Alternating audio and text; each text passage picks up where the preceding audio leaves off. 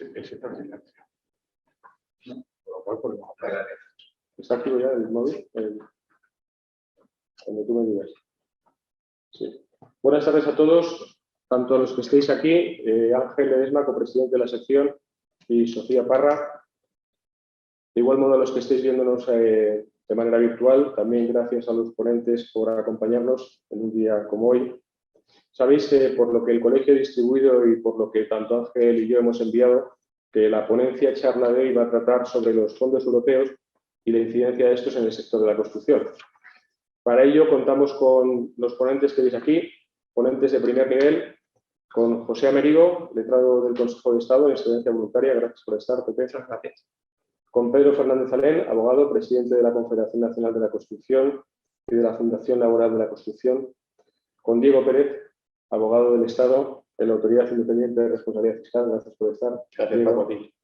Y Fernando Fajardo, ingeniero de caminos, canales y puertos y jefe de desarrollo de negocio en Acciona. El otro día, tal y como estuvimos valorando la intervención de cada uno de los ponentes, consideramos que lo más adecuado era que cada uno de ellos contara la parte de esta materia en la que más confortable se siente, y una vez todos ellos cuenten, pues se abrirá un turno de debate, preguntas, su coloquio, digamos. Si os parece, antes de que cada uno de vosotros vayáis a empezar con vuestra ponencia, yo haré una sucinta referencia por lo que me enviasteis a lo que vais a contar para seguidamente ya empezar con ella. Como os decía, José Amerigo es socio de PricewaterhouseCoopers, letrado del Consejo de Estado en excedencia voluntaria, y José va a tratar de manera más global la gestión de los fondos, una sucinta alusión a los sucesivos hitos que se han realizado desde Europa. Seguidamente bajará a dar una visión nacional. En concreto, pues se hablará de la aprobación del Real Decreto Ley 36/2020, los objetivos a los que el mismo obedece, así como la aprobación del Plan Español de Recuperación, Transformación y Resiliencia, y concluirá con un análisis de la situación actual, primeras convocatorias y PERTES, ¿no? Por tanto, José, cuando quieras. Gracias. Muchísimas gracias, Paco. Muchísimas gracias, en primer lugar, por la invitación, por la oportunidad de participar. Hago extensivas a Ángel, por supuesto, como copresidente de la comisión y en general al Colegio de Abogados por acogernos y darnos la oportunidad de hablar sobre fondos europeos, ¿no? Como decías, el objetivo de esta intervención inicial, que espero no se alargue más allá de 6-7 minutos, es ofrecer una visión global de los fondos europeos, concretamente del Next Generation, ¿no? Porque fondos procedentes de Europa llevamos recibiendo desde nuestro ingreso en la Unión, pero estos tienen unas características determinadas que hace importante entender el contexto en el que se aprueban, cómo se van a gastar y qué medidas han implantado los estados de cara a programar esos gastos, ¿no?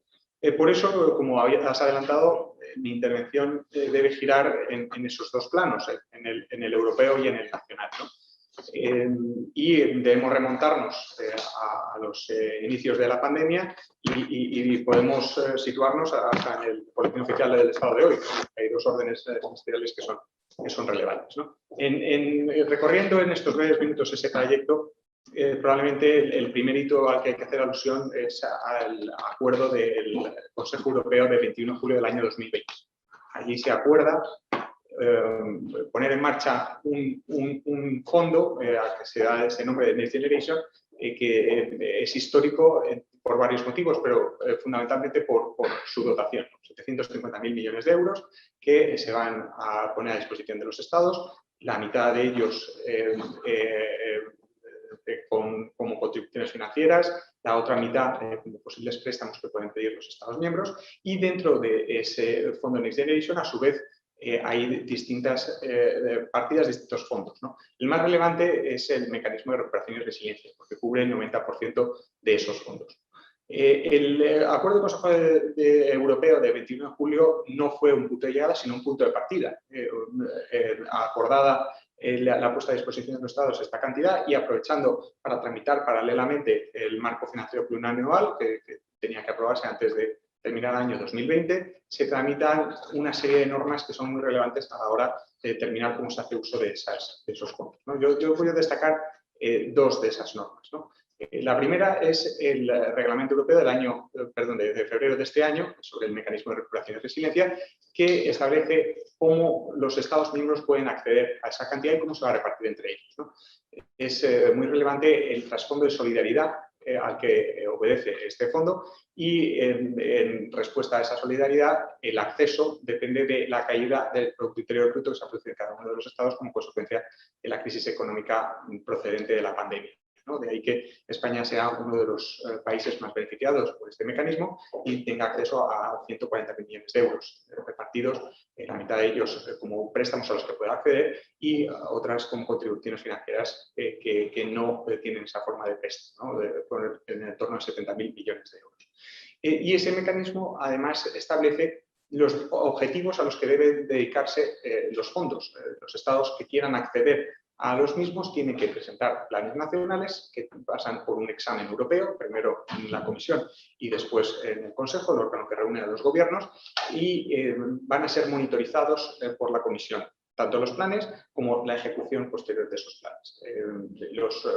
Las grandes líneas yo creo que son conocidas por todas, pero lo más relevante es esa apuesta por impulsar el Pacto Verde Europeo, que se aprobó en diciembre del año 2019, y por la digitalización. Hay otros objetivos como mejorar la cohesión económica, la cohesión social, la cohesión territorial, por ayudar a la consecución de los objetivos del semestre europeo de cada uno de los estados. En fin, pero lo relevante es que a estos fondos se accede a través de unos planes que van a ser monitorizados y que estos planes a su vez tienen que perseguir determinados objetivos. Bien, esta es la primera de las dos normas en el plano europeo. La segunda es la decisión sobre medios propios. Esta decisión está prevista en los tratados fundacionales y tiene la relevancia de marcar cómo se financian las instituciones europeas. Además, es una decisión que requería ser ratificada por todos los Estados miembros y varios de ellos exigían el paso por los parlamentos nacionales, ¿no? De ahí que viviéramos en primavera cierta zozobra porque después de ser ratificado por el Parlamento alemán, fue recurrida esa ratificación ante el Tribunal Constitucional alemán, que inicialmente suspendió la ratificación y después levantó esa suspensión. ¿Por qué es relevante esa decisión sobre recursos propios? Porque habilita a la Unión Europea a financiarse los mercados por primera vez, ¿no? De ahí que se hace de un momento hamiltoniano, ¿no?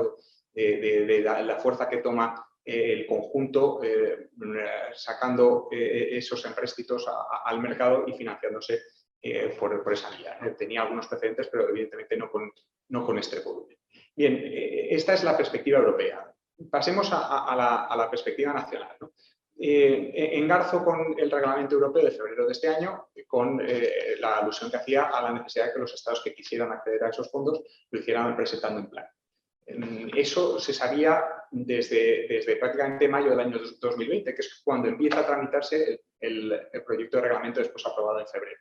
Por eso se ha estado trabajando desde el otoño del año 20 en la confección de ese plan, que fue aprobado por el Consejo de Ministros el 27 de abril, remitido a Bruselas el 30 de abril y que después fue evaluado positivamente primero por la Comisión y finalmente por el Consejo de la Unión Europea en julio de este año. El día 13 es el día que se aprobó la evaluación favorable.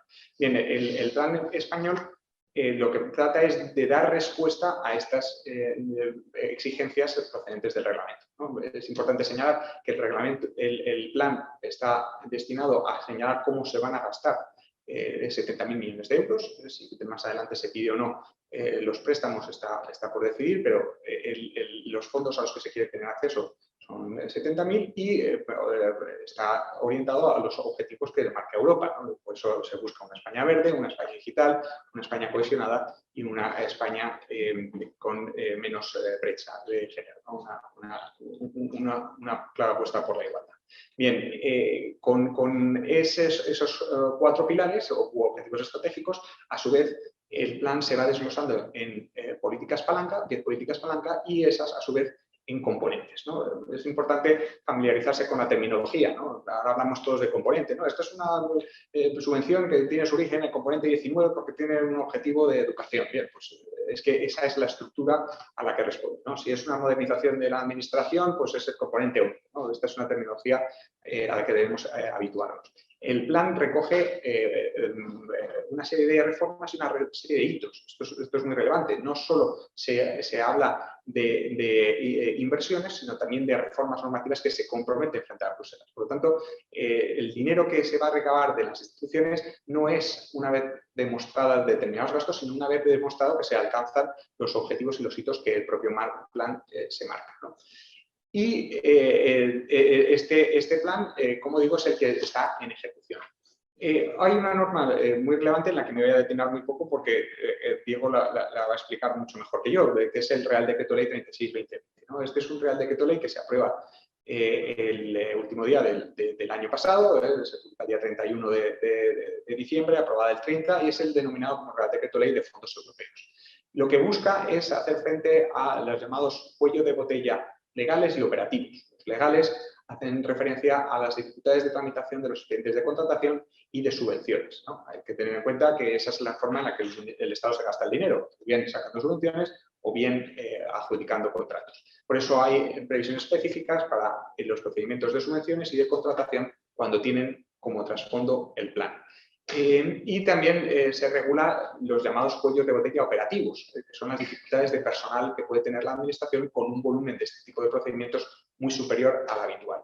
Ahora bien, estos cuellos de botella operativos, como tratan de afrontarse, es con la posibilidad de interinidades, con contrataciones temporales, con la transferencia de funcionarios de unas unidades a otras, previendo incentivos para los funcionarios, gratificaciones en función de su dedicación. Estas son las medidas que se prevé. El Real Decreto Ley, todos sabemos que fue convalidado por un estrecho margen, probablemente la polémica estaba mucho más centrada que en este tipo de medidas en algo que políticamente es delicado, ¿no? Como es la propia gobernanza de los fondos, ¿no? Quien toma las decisiones de cómo se gasta el dinero, ¿no? Pero luego tiene esta parte técnica que creo que es la más relevante a la hora de examinar el plan desde la perspectiva del derecho a la construcción. Y me queda hacer referencia al estado actual, ¿no? Lo que vemos es que hemos recibido un anticipo como consecuencia de la aprobación y la evaluación favorable del plan de 9.000 millones de euros, que estos días se va a poner en marcha una solicitud de los primeros fondos por 10.000 millones de euros y que todas estas medidas todavía están terminando de consolidarse, ¿no? Hacía referencia al BOE de hoy, se han aprobado 2 órdenes ministeriales por el Ministerio de Hacienda, una referida al sistema de gestión de los fondos y otro a la información que se va a proporcionar a los procedimientos para dar la información, ¿no? Porque dentro de esa gobernanza, que tiene muchas patas, una de ellas es la Secretaría General de Fondos Europeos, encardenada en ese ministerio, que es la llamada autoridad responsable, que tiene que tener conocimiento de qué están haciendo los demás ministerios respecto a las reformas comprometidas y las decisiones, de tal manera que puedan después comunicar a la Comisión Europea los objetivos alcanzados y poder solicitar esos ingresos. Estamos viendo que están empezando a salir las primeras las convocatorias, si bien se espera que la gran avalancha pueda estar por llegar, ¿no? Ya tenemos algunas convocatorias, como en agosto que se hablaba del plan de rehabilitación energética de viviendas, que seguro que explica Fernando mucho mejor que yo. También hay líneas de ayudas que han salido en materia de transporte, con los planes MOVES, el singular es el último que ha salido, el MOVES 2 singular, que está pensado en proyectos que sean diferenciales, pero todos para modernizar las flotas y electrificarlas. En fin, están todas estas iniciativas siendo puestas en marcha y llegará con más fuerza estos gastos a medida que vayamos avanzando. Y termino con un último minuto referido al PERTE, ¿no? Porque es otra de las siglas, ¿no? Si antes decía que tenemos que habituarnos a hablar de componentes, pues el PERTE también es un concepto que es relevante, ¿no? Es una figura que introduce el Real Decreto Ley de Fondos Europeos, el 36 del año 20, y hace referencia a los proyectos estratégicos que pretenden cambiar toda la cadena de valor de un determinado sector, ¿no? Están inspirados en los proyectos importantes de interés común europeo, que es una figura prevista en los tratados fundacionales, el artículo 107 del Tratado de Funcionamiento, y que con esa misma filosofía lo que pretende es ser grandes proyectos tractores de la economía con capacidad de arrastre. En el plan se habla de hasta un total de 6 PERTE, no como números clausus, sino como aquellos que tienen ya identificados. El primero que se ha impulsado lo fue también el día 13 de julio por el Consejo de Ministros, que aprobó el PERTE de automoción, ¿no?, del vehículo eléctrico y conectado. Ese es el primer paso, esa declaración por el Consejo de Ministros del PERTE, si bien las convocatorias, de acuerdo con la memoria que la acompañaban, no se esperan hasta el mes de diciembre, ¿no? Pero puede estos PERTEs producirse en otros sectores y también tener ese efecto tractor, ¿no? He consumido todos mis minutos. Yo estoy abierto por supuesto, todas las preguntas que surjan en el debate, pero no quiero demorar más mi intervención. Muchísimas gracias. Gracias, José. Gracias. Bueno, seguidamente, como os decía, toma la palabra Pedro Fernández Alén, presidente de la Confederación Nacional de la Construcción. Pedro, nuevamente, gracias por estar. Muchas gracias a vosotros, Ángel, y a ti, Francisco, por permitirme estar aquí. Y yo voy a intentar resumirlo todo muy rápido. Voy a intentar 10 puntos rápidos, y el primero de ellos es el agradecimiento. El segundo de ellos es la dificultad de ser jurídico y intervenir no intervenir como jurídico, sino intervenir como presidente de la patronal. Porque, bueno, la patronal de la construcción, el derecho de la construcción, está dominado por ingenieros, y con el permiso de Fernando. Y bueno, hay que diferenciar claramente lo que es ingeniero de un abogado. Es decir, a un ingeniero le das un problema y te da 3 soluciones, a un abogado le pides una solución y te da 10 problemas. Entonces, bueno, diferenciando claramente lo que podemos hacer uno y lo que podemos hacer otro, yo voy a intentar hacer una exposición descriptiva de lo que nos encontramos, continuando con lo que José ha dicho, pero sí poner una descripción de lo que es el sector de la construcción, lo que va a llegar, poner los problemas que tenemos encima de la mesa, que seguro que va a ser lo que todos los que nos estén viendo van a empezar a ver a partir de ahora, las dificultades que va a tener el sector de la construcción, y terminar con unas pequeñas reflexiones que yo creo que es importante, y sobre todo intentarlo hacer ameno, que es complicado hablar de estos fondos, de PERTE y de cosas de estas, y que la gente no se duerma o que no se corte las venas. Así que vamos a intentarlo hacer. En primer lugar, el escenario macro y laboral es claro. Vamos a ver, y ya introduciendo algo que voy a comentar después. El sector de la construcción llegó a tener 2.800.000 trabajadores, llegamos a tener solo 800.000 trabajadores en el momento más bajo que tuvimos, y actualmente tenemos 1.300.000 trabajadores. No voy a hacer economía de salón, porque yo creo que lo importante para saber las dimensiones de un sector es hablar de los trabajadores, de la gente que trabaja en el sector de la construcción, y ahora nos encontramos con 1.300.000. Hemos calculado que vamos a necesitar previsiblemente a corto y medio plazo, es decir, al año que viene vamos a necesitar unos 700.000 trabajadores más cualificados, y ahora veremos por qué. Pero sí es importante tener en cuenta las últimas previsiones que ha hecho la vicepresidenta primera del Gobierno del cambio del cuadro macroeconómico español, en el que ha pasado del 6,1% que había previsto para la construcción en el año 2020, en este año, para pasar a reducirlo del 6,1 al 3%, de manera sorprendente para el sector de la construcción. Claro, nos estamos encontrando en el 2021 nos han rebajado exclusivamente al 3%, pero en el año 2022 ha subido de una previsión que teníamos del 6%, 6,1%, ha subido al 10,4%. ¿Esto qué está haciendo? Y ya estoy hablando, por eso, huyendo un poco del rigor jurídico, pero llegando un poco más a la comprensión más fácil de todo esto, lo que está ocurriendo es que se está produciendo un retraso importantísimo en la licitación de los fondos. Es decir, se iban a recibir una cantidad de fondos, estamos hablando de 140.000 millones de euros, de ellos 70.000 son a subvención perdida, entendámonos así, es decir, que no se devuelven, y de esos 70.000 millones de euros necesariamente pasan por el sector de la construcción 35.000 millones de euros. Ahora los pondré porque, bueno, también hay mucha gente que piensa que no, ahora lo voy a describir claramente. Pero sí es importante tener en cuenta eso, la capacidad que es muy cursi, porque nunca Cervantes hubiese dicho la palabra resiliencia, pero la capacidad del sector de adaptarse a las circunstancias que tiene lo demuestra el hecho de que el volumen de trabajadores se adapta rápidamente a la situación económica, y aquí nos vamos a ir adaptando a las necesidades que tengamos en un momento dado. Pero es importante demostrar eso, que nos adaptaremos a un 10,4 de crecimiento el año que viene, y eso lo tienen que tener claro las empresas para dimensionarse a lo que nos viene ahora. Entonces, cuando estamos diciendo que 35.000 millones de euros vienen al sector de la construcción, porque estamos hablando de derecho a la construcción, de lo que nos vienen al sector en este caso, es que no hay que partir, y estamos cayendo mucho en el lenguaje de los periodistas, de los 6.890 millones de euros que va para rehabilitación y regeneración urbana. Porque dentro del plan de recuperación, cuando se bucea en él, y no voy a utilizar los términos que con más autoridad que yo ha autorizado José, pero vamos, para que lo veamos, estamos hablando de movilidad en entornos urbanos y metropolitanos, que la empresa de Fernando es líder en el mundo. Vemos la rehabilitación de viviendas, que lo hemos dicho, mejora la eficiencia y sostenibilidad del regadío. Eso son obras que se tienen que hacer, obras hídricas y obras hidráulicas que se tienen que hacer y corresponden a empresas constructoras. La restauración de ecosistemas de infraestructura verde, la gestión forestal, la preservación del espacio litoral, corresponde a puertos, corresponden a hacer espigones o a hacer depuradoras en el litoral, movilidad sostenible, segura y conectada, energías renovables. Es decir, un parque fotovoltaico o un parque eólico lo hace una empresa constructora. Otra cosa es que después el enchufe se lo da a una empresa energética que es quien lo va a gestionar. Pero realmente el protagonista en todos estos fondos son empresas constructoras. Infraestructuras eléctricas, estrategia de transición justa, economía circular, quienes hacen las depuradoras, las desaladoras, las plantas de reciclaje, son que corresponden a empresas constructoras. Competitividad del turismo queda muy bien, pero ve quién hace la rehabilitación de los hoteles. O, por ejemplo, terminar con la conectividad digital, que sabemos perfectamente quién hace las regatas para meter la fibra óptica y quién pone las infraestructuras para que después una empresa tecnológica pueda gestionar su software y todas las antenas que tenga. Es decir, nos ponemos a calcular, buceamos en ese libro extremadamente aburrido, que son el que distribuye o el que describe los fondos europeos, y nos encontramos que 35.000 millones de euros necesariamente requiere de empresas constructoras. Entonces, ¿qué nos encontramos? Porque Houston, tenemos un problema. Y aquí el sector de la construcción se adapta, pero nos encontramos con 4 puntos importantes que hay que tener en cuenta. El primero de ellos es la falta de mano de obra cualificada. Es decir, a día de hoy falta mano de obra cualificada, con un desempleo juvenil, desempleo juvenil cercano al 40%, no tiene sentido que el sector de la construcción requiera de mano de obra cualificada.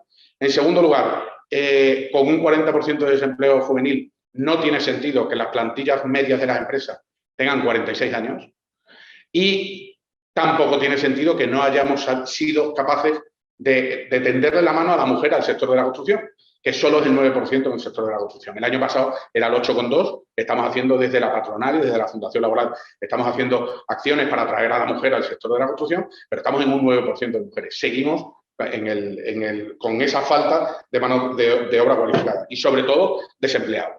A los desempleados los tendremos que acoger en el sector y lo tendremos que formar de una manera muy rápida y ágil para poder incorporarse al sector de la construcción, porque entrar de peón requiere poca formación, pero requerimos peones, encofradores, jefes de obra o albañiles, el de toda la vida, pero también requerimos a instaladores de placas fotovoltaicas, instalaciones de eólica, utilización del BIM, realidad aumentada, nuevas aplicaciones que no se tienen en las empresas, que grandes empresas, medianas y grandes empresas, ya tienen muy evolucionado las nuevas tecnologías y la transformación digital dentro de sus plantillas, pero la pequeña y mediana empresa, que es el 99% de las empresas del sector y en España, no están adaptadas a esa situación y es algo que los fondos europeos a medio plazo quieren conseguir. Por eso yo creo que en el tema de la formación tenemos una asignatura pendiente y yo creo que ahí tenemos que ir trabajando.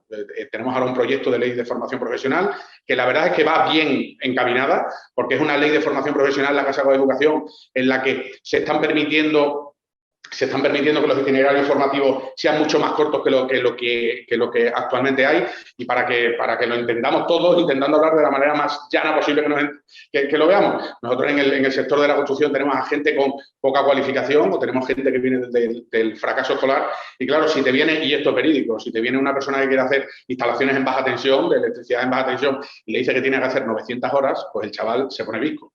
Claro, si dice, no, es que quiero ser pintor en el sector de la construcción y le dice que tiene que hacer un curso de 690 horas, te dice, ¿qué estás contando?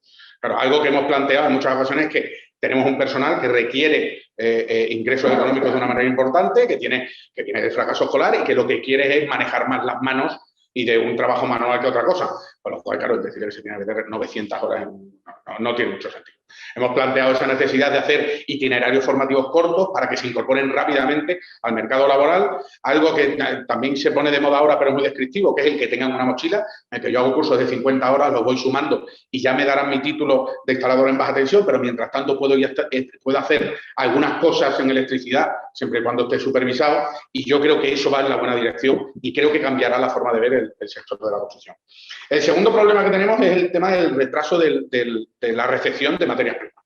Ese es un problema importantísimo. Sé que se va a hablar de materias primas en breve, lo vamos a hablar aquí en el colegio y bueno, seguramente pues, estemos por aquí contando algunas cuestiones de este tipo, pero sí es importante tener en cuenta que hemos hecho una encuesta desde la patronal de la construcción y el 39,47% de las obras tienen retraso o paralización de obra por no llegar a las materias primas. De aquí ya hemos trasladado a los diferentes ministerios para que permeabilicen a todas comunidades autónomas y haciendas locales. En primer lugar, la posibilidad de ampliar los plazos de ejecución de la obra, porque hay que ampliar los plazos porque no están llegando las materias primas con la fluidez que requieren. Y en segundo lugar, lo que estamos planteando es que no se utilicen las penalidades con la rigidez que nos exige la ley de contratos del sector público, la ley de contratos del Estado o la legislación que se le aplique en el momento que se le aplique. Pero la ley de contratos es extremadamente rigurosa en el tema de las penalidades y estamos en una situación extraordinaria en la que la flexibilidad del órgano de contratación se tiene que convivir con las necesidades que tienen las empresas de recibir materias primas en plazo y en tiempo. El segundo lugar es el tema de los precios, el precio de las materias primas, no el retraso que se puede suplir con una ampliación de plazo o con una flexibilización de la imposición de sanciones, sino en el segundo lugar es el tema del incremento de precios. Hemos estado haciendo encuestas en las diferentes empresas y, claro, el acero coarrugado ha subido un 78% del año pasado a este. No estamos hablando de los momentos del año pasado a este, del punto bajo del año 2020 al 2021, 78%. El cobre, el 102%. El aluminio, el 56%. El petróleo, un 106%. Y las mezclas bituminosas, un 85%. Cuando dices esto, la gente a lo mejor no lo entiende. La mezcla bituminosa es el asfalto, el betumen. Lo que han echado en la operación asfalto en Madrid. Quien echó la oferta a una operación asfalto en Madrid en diciembre, enero, febrero del año pasado, le han pillado los dedos casi con el 60% de la materia prima principal que se utiliza en el asfaltado de la calle de Madrid durante el verano. Para que lo entendamos, el acero coarrugado son el hierro que se pone en las estructuras para que las estructuras no se caigan. Con más autoridad que yo, después me corrige porque el ingeniero eres tú, pero para que lo entendamos los jurídicos, pues el hierro que se pone dentro o el hierro que se pone en las vías de Adís. Claro, estamos hablando de un acero que ha subido, pues eso, en este caso un 78%, las obras se desequilibran. Y tenemos en el ordenamiento jurídico una ley de desindexación de la economía española pensada en un momento para evitar que la indexación de la economía, es decir, los alquileres de los inmuebles de la administración pública, subieran en exceso por tener la referencia al IPC, y a alguien se le ocurrió en última instancia decir vamos a meter también la contratación pública. Desplazamos el sistema de reequilibrio de los contratos, que es el sistema de revisión de precios, que funcionaba razonablemente bien a favor y en contra de los contratistas, porque lo que hace el sistema de revisión de precios es reequilibrar un contrato. Cuando suben los precios se paga más, cuando bajan los precios se paga menos, pues eso se quedó apartado y no se utiliza.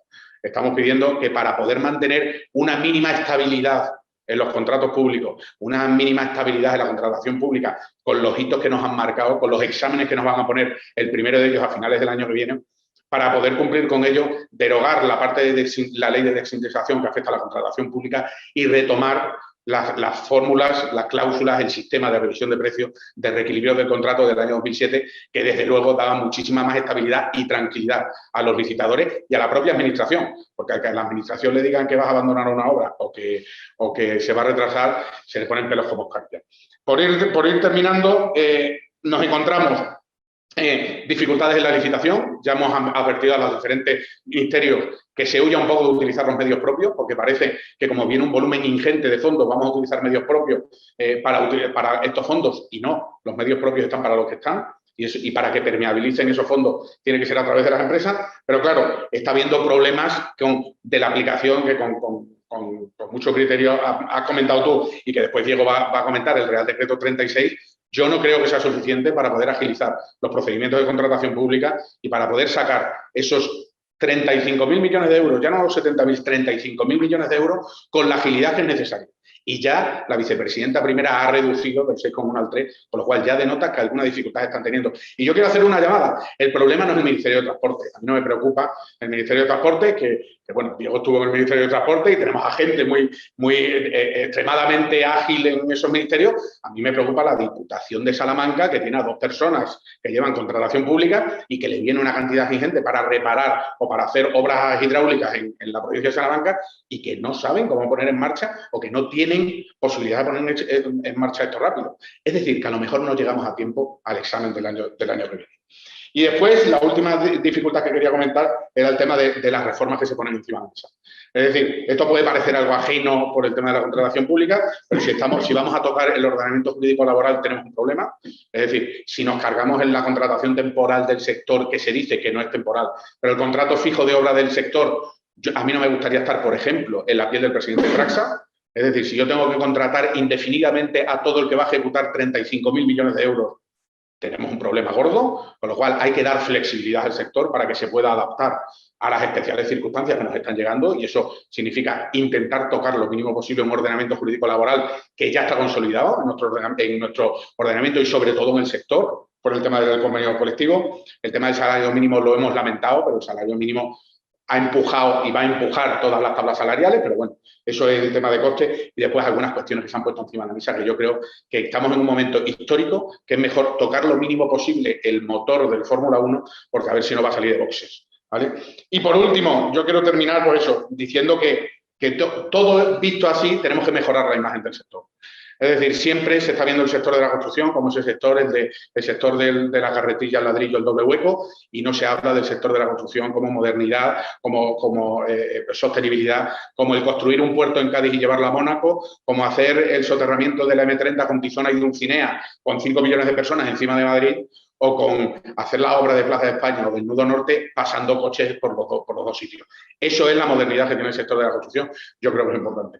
Esto me recuerda a los que me conocen, y esto es un guiño a Ángel, a mi querido Ángel. A mí no me gusta el fútbol, a mí me gusta la música, y esto me recuerda a Brian May, la guitarra de Queen, que todos conoceréis, pues su padre, el padre de Brian May, trabajaba en un operario de la fábrica de Concorde, y resulta que el padre, Brian May, es astrofísico. Es decir, es un estudioso, es astrofísico, pero él tocaba la guitarra. Y su padre, que era operario de Concorde, le decía que se dejase de coñas de guitarrista y que se centrase a ser abogado, astrofísico o algo de esto. Es decir, se veía mal una nueva profesión como podía ser guitarrista. Hasta el día que Brian May llamó a May padre y le dijo, ven conmigo, le montó por primera vez en el Concorde, que nunca había entrado, y le llevó al Madison Square Garden a un concierto de Queen. En ese momento le dije a Brian May, ahora entiendo de qué estamos hablando. Yo creo que la obligación de todos nosotros es trasladar que el sector de la construcción es mucho más de eso, mejorar la imagen. Y yo creo que estamos a tiempo. Es posiblemente que lleguemos tarde, pero hay un proverbio chino que dice el mejor momento de plantar un árbol es hace 20 años. El segundo mejor momento es hoy.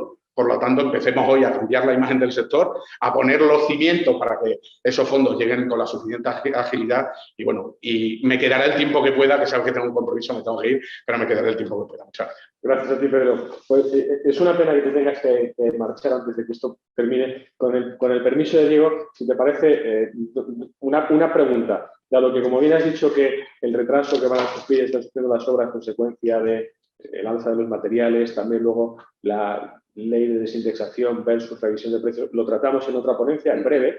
Te quería hacer una pregunta. De esos 35.000 millones de euros que se prevé que se destinen al sector, ¿en qué tiempo? ¿2, 3 años? No, el compromiso es hasta el 2023, si mal no me equivoco, y si no corregidme, 2023, ejecución 2026. Y curiosamente el gobierno ha dicho que lo quiere tener ejecutado en el año 2025. Por eso es la preocupación del sector. Es decir, estamos planteando estos problemas, vengo aquí a plantear los problemas porque estoy seguro que en los próximos meses va a haber un problema. Es decir, los plazos los tenemos perfectamente tasados. Compromiso, es decir, licitación, adjudicación hasta el 2023. Y hasta el 2026, políticamente se ha dicho 2025, no pasaría, en el 2026 tenemos que tener todo eso gastado. Para que veamos la relevancia de lo que tiene todo esto, porque muchas veces hablamos de números y no lo sabemos, el plan E con la que se montó fueron 7.000 millones de euros. Plan E, 7.000 millones de euros. Estamos hablando de 70.000 millones de euros con 35.000 directamente a construcción. Para que tengamos una imagen que todos vimos con el plan E, cambiaron desde los asientos del Molinón a poner rotondas en rectas, ¿vale? Se hizo de todo con el plan E. Pues solo eran 7.000 millones. Nos vienen 35.000 directamente a construcción. Gracias, Pedro. Si os parece, le damos la palabra a Diego. Como os decía, Diego es abogado del Estado de la Autoridad Independiente de Responsabilidad Fiscal. Lo que Diego va a tratar, corrígeme si me dejo algo o me equivoco, son las medidas previstas en el Real Decreto que nos decía José, 36/2020, en materia de contratación pública y subvenciones con la finalidad de agilizar los procedimientos de licitación y concesión de ayudas públicas en los proyectos financiados con los fondos europeos. Y luego, en segundo lugar, la valoración de la efectividad de estas medidas. Gracias, Diego. Muchas gracias, Paco, por ofrecer la oportunidad de compartir esta tarde con vosotros. La verdad es que te toque después de Pepe y de Pedro es una faena, y seguro que por lo menos me ha tocado en tercer lugar y no después de Fernando, pero bueno. Me ha tocado efectivamente hablar del Real Decreto Ley 36/2020. Cuando uno va al cine, y sabe el título de la película, pero no ha leído ni ha visto ningún tráiler, ni ha leído nada, pues a veces el título es muy seductor. Y luego sale uno de la película y dice, pues, en fin, la película pues a lo mejor no era para tanto. Lo digo porque el título, cuando amaneció el 31 de diciembre, como dice Pepe, ya habíamos visto borradores y demás, pero claro, el título del Decreto Ley 36/2020 es tan rimbombante como medidas, Real Decreto porque se aprueban medidas urgentes para la modernización de la administración pública y para la ejecución del Plan de Recuperación, Transformación y Resiliencia. O sea, supuestamente este decreto ley venía a solucionar todos los problemas de una administración que efectivamente en los últimos años pues, se había digitalizado mucho más a la fuerza ahora con la pandemia, pero supuestamente venía a arreglar todos los problemas de la administración. Luego realmente vemos pues, que el decreto ley pues, tiene sus cosas positivas, pero tiene también algunos aspectos pues, que yo creo que son, no sé si brindis al sol o medidas que no son demasiado operativas. Bueno, por centrar un poquito en los minutos que tengo, lo primero que quiero destacar es que el decreto ley es una norma básica, es decir, que tiene preceptos, en unos cuantos preceptos que son aplicables a todas las administraciones públicas, y luego tenemos un montón también de decretos leyes de las comunidades autónomas que regulan algunos de los aspectos que el decreto ley los que les deja hueco, pero que en la práctica, si las leemos, son básicamente en muchos casos un corta y pega de lo que pone el decreto ley para los preceptos de aplicación exclusiva para el Estado. ¿Cuál es el objetivo, un poco enlazando con lo que decía Pepe? Efectivamente, el objetivo de este decreto ley declarado es pues, eliminar esos cuellos de botella, esas rigideces, esas barreras que el propio Consejo de Estado reconoce y efectivamente España siempre ha tenido un problema con la absorción de fondos europeos. ¿Por qué? Porque entre que nuestros procedimientos puede que sean un poco más lentos y los que los tramitan los hacen incluso un poquito más lentos, ese problema lo detecta el Consejo de Estado y dice, efectivamente, hay que adoptar medidas. Sin embargo, yo creo que el propio Consejo de Estado y el decreto ley, desde mi punto de vista, aceleran como cuando alguien acelera un coche, pero a su vez está poniendo el freno de mano. ¿Por qué? Porque te dice, fenomenal, hay que adoptar medidas para agilizar, pero al mismo tiempo te está diciendo, ojo con los controles, ojo con los controles. O sea, agilicemos, pero no quitemos controles. Lo cual realmente yo creo que es un equilibrio difícil de conseguir. ¿Por qué? Porque el reglamento al que se refería Pepe anteriormente, el reglamento comunitario, te dice que para obtener los desembolsos de los fondos tú tienes que cumplir los hitos y los objetivos, pero ojo, no vale con cumplir, no vale con ejecutar los fondos y absorberlos directamente. No, hay que cumplirlos respetando las medidas y las normativas y los procedimientos en materia antifraude para evitar conflictos de intereses, evitar duplicidad en la concesión de ayudas, etcétera. Es decir, en la Unión Europea nos van a mirar con lupa no solo que se haya cumplido el objetivo, el hito que hemos marcado, sino que ese objetivo se ha cumplido en determinadas condiciones. Es decir, respetando una serie de medidas y una serie de procedimientos y toda la normativa que permite la absorción de fondos, hay que absorber y absorber bien. Entonces, claro, eso te lleva a la necesidad de establecer una serie de controles y una serie de incluso dobles controles que dificultan o pueden incluso poner más problemas. Por enumerar un poco las medidas en materia de contratación, básicamente, voy a enumerar las medidas de contratación y las medidas de subvenciones y luego haré una somera valoración, sin que cada uno tendrá sus respectivas opiniones. Fundamentalmente, en materia de contratación, lo primero que se suprime es una autorización que se exige por parte del Consejo de Ministros para todos aquellos contratos de más de 12 millones de euros de valor estimado. Esa autorización se exceptúa para aquellos casos en los que se trata de contratos donde se vayan a absorber fondos o relativos a proyectos donde se absorban fondos. Por otra parte, también se establece o se prevé una tramitación de urgencia incluso con una mayor agilidad, con una mayor reducción de los plazos. Se regula el procedimiento abierto simplificado y supersimplificado, ampliando el ámbito de aplicación de estos procedimientos, ampliándolo. ¿Por qué? Porque se permite utilizar estos procedimientos, que ya se recogieron por parte de la Ley 9/2017, en más supuestos. Es decir, se elevan los umbrales a partir de los cuales se puede utilizar estos procedimientos, tanto el abierto simplificado como el supersimplificado. En el ámbito también de los contratos de servicios y suministros energéticos, se prevé la posibilidad de que el plazo máximo de duración de esos contratos sea de 10 años, siempre y cuando se cumplan una serie de requisitos que fundamentalmente justifiquen la posibilidad de alargar el plazo en función de las inversiones realizadas, cuando sea necesario para amortizar esas inversiones. Se prevé la posibilidad de que existan pliegos tipo, que faciliten de alguna manera y eviten que los distintos órganos de contratación tengan que estar preparando sus respectivos pliegos. Ya tienen de alguna manera una base, un modelo que pueden utilizar. También, al hilo de lo que comentaba Pedro, de alguna manera es un guiño para que los medios propios puedan realmente participar en la ejecución de los fondos. A nadie se le escapa que la figura de los encargos a medios propios es una figura que para la Administración es muy cómoda porque supone una posibilidad de tramitar un procedimiento muy rápido, adjudicar de forma rápida, sin problemas de limitaciones de cuantía. Bueno, pues incluso se quita un obstáculo más, que es que para determinados encargos, por encima de determinados importes, hacía falta la autorización del Consejo de Ministros y en el decreto ley se exceptúa de esa autorización. O sea, no hace falta esa autorización. De alguna manera es un guiño a la posibilidad de acudir a los medios propios, que ya existía conforme a la normativa vigente, pero por si acaso el decreto ley tiene este recordatorio. En el tema de las concesiones de obras y concesiones de servicios, pues existe una forma especial de regular el tema del periodo de recuperación de la inversión con la tasa de descuento, que sé que no ha sentado muy bien en el sector, ahí lo dejo.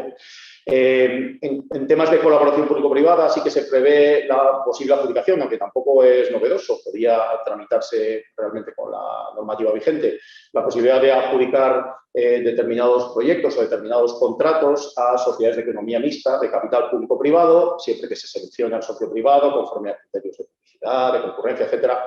También se hacía antes, pero pues acaso hay un recordatorio con una serie de especialidades y con una serie de mecanismos que en principio facilitan esa colaboración público-privada vía adjudicación a sociedades de economía mixta. En el ámbito de los plazos, en el caso del recurso especial en materia de contratación, para los contratos más jugosos económicamente, también se tratan de recortar los plazos con el objeto de agilizar e impulsar. Pasamos de 15 días hábiles a 10 días hábiles también, con lo cual son medidas que eso realmente contribuyen a facilitar, a cortar los plazos de tramitación. En el ámbito de las subvenciones, porque sabemos que la forma de absorber los fondos puede ser, dentro de los instrumentos, además de la contratación, de las licitaciones, tenemos también la figura de la posibilidad de utilizar la figura de las subvenciones. De hecho, para el caso que comentaba Pepe de los PERTE, incluso se prevé la posibilidad de que en algunas subvenciones se exija a las empresas que se hayan inscrito en el registro de PERTES para poder ser beneficiarios de estas subvenciones, que es la segunda pata o el segundo mecanismo que puede contribuir a esta absorción. Bueno, pues también se establece una serie de medidas de agilización, esa autorización también del Consejo de Ministros que se exige para la convocatoria y para las subvenciones de más de 12 millones de euros se elimina. Se permite hacer lo que llamo yo un 2 en 1, bases y convocatoria al mismo tiempo, que realmente ya está previsto en la Ley General de Subvenciones, pero por si acaso también es otro recordatorio de que se puede utilizar. Y sí que es cierto que se aligera bastante el procedimiento de aprobación de las bases, que con carácter general tiene que aprobarse como si fuera una norma, pero sin embargo basta en este caso con los informes del Servicio Jurídico y de la Intervención, a quien le apretan y le dan solamente 10 días naturales para informar las bases. Pero de alguna manera sí que yo creo que se está agilizando. Se introduce también la figura de las subvenciones de concurrencia no competitiva y también existe una serie de medidas que aligeran los elementos de la justificación de las subvenciones. Es decir, en el ámbito de la justificación de subvenciones sí que hay una serie de medidas que se ha levantado bastante la mano con respecto a las previsiones de la ley y del reglamento, pues a permitir la posibilidad de presentar la cuenta justificativa abreviada, etcétera. Una serie de supuestos donde no es necesario presentar facturas cuando se trata de gastos en algunos supuestos de menos de 3.000 euros, en función de lo que pongan las bases, etcétera. Por hacer una valoración rápida, y también tenemos que darle tiempo al tiempo, lo que pasa es que no tenemos mucho tiempo y efectivamente, como comentábamos, si para el 2023 tiene que estar todo comprometido, pues tampoco tenemos mucho margen de reacción ni muchos colchones. O sea, tenemos que actuar rápido y actuar, yo creo que de forma eficaz y eficiente. Yo creo que las medidas en materia de contratación, sinceramente, no creo yo que contribuyan demasiado a aligerar. ¿Por qué? Fundamentalmente porque la autorización del Consejo de Ministros pues, es interesante que se haya quitado, pero yo entiendo que los proyectos relativos a estos fondos son proyectos de elevada cuantía, con lo cual no vamos a utilizar ni el procedimiento abierto simplificado ni el supersimplificado para la ejecución de estos fondos. Estamos hablando de contratos que van a ser de regulación armonizada, contratos de mucho dinero y contratos en los que realmente no veo yo que estas medidas que aligeran estos procedimientos, yo no creo sinceramente que está muy bien, pero no creo yo que sirvan para la ejecución de proyectos de elevada cuantía, porque no van a tener encaje en este tipo de procedimientos y no se van a tener que llevar a cabo por otros procedimientos, abierto, ya veremos si nos lanzamos a diálogos competitivos, etcétera, que exigen una tramitación mucho más compleja y más larga. Y luego, por otra parte, sí que me parece bien el tema de los pliegos tipo, aunque no niego que mi experiencia es que a nadie le gusta utilizar el modelo que ha establecido otra administración o otro ministerio o otro departamento, otro organismo. Cada uno quiere tener, el pliego da un poder y da a la administración la posibilidad de enfocar las cosas de una manera o de otra, y normalmente los pliegos tipo, mi sensación es que no suelen gustar mucho porque cada administración los orienta y cada ministerio los orienta de una determinada manera. Sí que es verdad que, pues eso, hay un intento de aligerar algunos plazos, hay un intento de aligerar en cierta medida los controles de la intervención, en la medida que se establece el control por parte de la fiscalización del régimen de requisitos básicos, etcétera.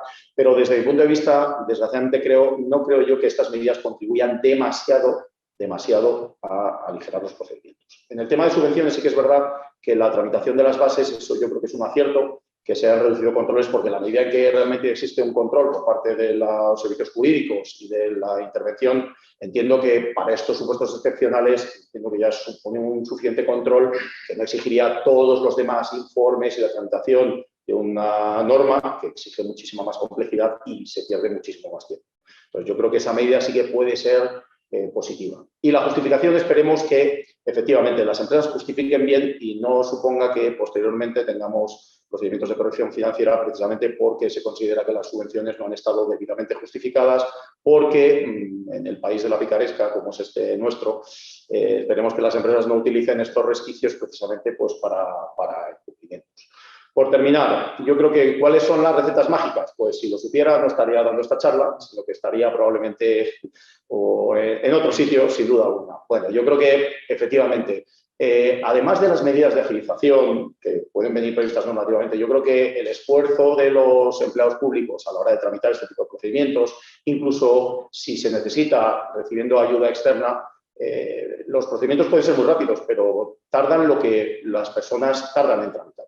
Entonces, yo creo que hay que efectivamente incentivar desde el punto de vista personal, desde el punto de vista de la profesionalización, que tal vez llegamos un poquito tarde, lo que decía al final Pedro, que a lo mejor en determinadas entidades locales van a tener problemas, pero mi opinión es que hay que esforzarse por tratar de profesionalizar a las personas que se encargan de licitaciones, de tramitación de subvenciones, que vayan adquiriendo experiencia de forma rápida, que sé que no es sencillo, planificando adecuadamente y estableciendo unos controles continuos que permitan, a medida que se vayan detectando errores, deficiencias, etcétera, de alguna manera que a través del Ministerio de Hacienda, fundamentalmente, se vaya centralizando, descubriendo esos errores para no repetirlos de cara a los siguientes sucesivos procedimientos, ya sean licitaciones, ya sean subvenciones. Me temo que nos vamos a tener que aprender, como todo en la vida, a base de alguna bofetada, pero tenemos poco margen de recibir bofetadas porque si no nos va a dar tiempo a absorber. Muchas gracias, Diego. Gracias. Bueno, seguidamente y en último lugar, Fernando Fajardo, ingeniero de caminos, canales y puertos y jefe de desarrollo de negocio nacional. Fernando va a hablar, si me dejo algo, Fernando, puntualizará sobre los fondos europeos comprometidos para la componente 2, rehabilitación energética, oportunidad que representan estos fondos para el sector de la construcción, desarrollo legislativo para su implementación y las dificultades para alcanzar estos compromisos previstos antes de diciembre de 2023. Gracias. Gracias, muchas gracias por la invitación. Supongo que tan raro tiene que ser un ingeniero hablando en una charla o en un foro de abogados como Pedro, como abogado, hablando de ferralla, hormigón, encofrados. Pero yo creo que eso le da dinamismo a la charla y interés, por lo cual creo que es bueno esa diversidad. Hablando de los fondos, en concreto, estamos hablando de 70.000 millones. Eso de verdad hay que ponerlo en contexto. 60.000 millones de subvención a fondo perdido, europea, que hay que implementar y hay que comprometer antes de diciembre 2023. Eso es una oportunidad única para el sector de la construcción que no podemos perder. La forma de no perderla, evidentemente, no puede ser esperar que la Administración lo haga todo, lo saque todo y lo prepare todo. Así no vamos a llegar. Pues creo que es muy importante un compromiso también por los entes privados, buscar vías de colaboración público-privada o vías de implementar esos fondos donde la Administración a día de hoy claramente va a necesitar la ayuda del sector privado para poder implementar los fondos. Dentro de la construcción, se hablaba antes de 35.000 millones, pero por intentar aterrizarlo, se van a tener que licitar 6.000 millones en ferrocarriles, más las licitaciones tradicionales, 6.000 millones. Se van a implementar casi 1.000 millones en depuración. Todo eso se va a tener que licitar. Y a día de hoy, septiembre del 2021, la mayoría de esto, el 90 y tantos por ciento, todavía no se aplica. Entonces tenemos que cambiar algo o buscar algunas vías donde poder acelerar esta implementación de los fondos. Eso en cuanto a la visión macro. Si entramos en detalle, el plan está repartido en 10 palancas. Esas 10 palancas están a su vez subdivididas en 30 componentes. Los componentes llevan inversión y reformas. Dentro de estos 30 componentes, yo quería hablar hoy del componente número 2, por su singularidad y por el volumen de inversión que tiene. Voy a intentar no llevar mucho tiempo, porque creo que es importante dejarlo al final tiempo para el debate y para las preguntas. Intentaré ir lo más posible al grano, que como ingeniero espero poder hacerlo. Si cometo alguna inexactitud legislativa, ya me corregiréis. ¿Vale? Entonces, en esta componente 2 que comentaba, tiene 6.820 millones. Y es la componente de rehabilitación y eficiencia energética. Dentro de esta componente 2, la inversión 1, son 3.420 millones. Lo digo despacio para que pongamos las figuras en nuestra cabeza, porque lo que se pretende hacer con estos 3.420 millones es rehabilitación de viviendas y rehabilitación de barrios. Para los barrios hay 1.000 millones. El resto es para rehabilitación de viviendas. Los fondos europeos tienen un compromiso que el 37% tiene que ser implementado en inversiones relacionadas con la transición ecológica y el 20% con la transformación digital. Esta rehabilitación de viviendas es fundamental implementarla en España. El 97% de nuestro parque de viviendas no cumpliría con la actual legislación en eficiencia energética. Y el 70% de nuestro parque de viviendas conseguiría un rating de C o menos. ¿Eso qué quiere decir? Pues que tenemos unas viviendas que contaminan mucho. Y dentro de las ciudades es uno de los mayores vectores de contaminación. Esto se tiene que corregir, Europa lo sabe, España lo sabe. Y además, estas inversiones atomizadas, estamos hablando de viviendas, lo que van a generar es muchísimo empleo. Con un efecto tractor, porque lo que se pretende con el plan es empezar con 300.000 viviendas, pero realmente el parque, que como decía antes, no cumple con los criterios mínimos de eficiencia energética, tiene que ser reformado en general. Con lo cual, es una componente claramente ligada a la intención de los fondos en cuanto a generación de empleo y componente P. ¿Cuál es el problema? Que cuando estamos hablando de implementar 2.000 y pico millones en rehabilitación de viviendas, y hay que ir vivienda por vivienda, nos encontramos con trabas legislativas. Que comentaré luego que tenemos que ver cómo se corrigen, porque en el pasado, cuando esto se ha intentado ya con los PRE, ha sido difícil y no se ha conseguido agregar suficiente demanda. En el tema de los barrios, donde hay 1.000 millones, tenemos que contar con los ayuntamientos. Y a mí personalmente ya me han llamado varios alcaldes preguntándome que cómo lo van a hacer. Lo comentaba Diego antes sobre los pliegos. Claro, si estamos hablando de ayuntamientos, si cada ayuntamiento va a sacar un pliego distinto para ver cómo rehabilita sus barrios, eso va a ser un desastre para los ayuntamientos por el trabajo que genera para ellos y para las empresas, porque no vamos a saber en qué bases vamos a licitar con cada ayuntamiento. Entonces, cuando estamos hablando de 1.000 millones, donde los alcaldes tienen muchísimo interés en algunos de sus barrios que quieren rehabilitar, es fundamental que busquemos ideas en cuanto a esos pliegos y cómo los homogeneizamos. Vale, eso en cuanto a barrios. Luego también, dentro de esos 6.820 millones que comentaba, hay 1.000 millones para rehabilitación de edificios públicos. De nuevo, tenemos que ver con qué pliegos se van a sacar esa rehabilitación de edificios públicos, que también evidentemente no cumplen con la legislación actual en eficiencia energética. Y los propios entes públicos, a día de hoy, que los que hablo con bastantes, tampoco tienen claro cómo van a sacar esos pliegos.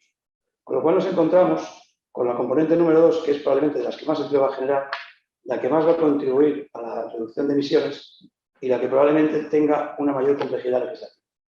Entonces, creo que aquí es donde de verdad tenemos que poner el foco, todos, para intentar resolver el problema.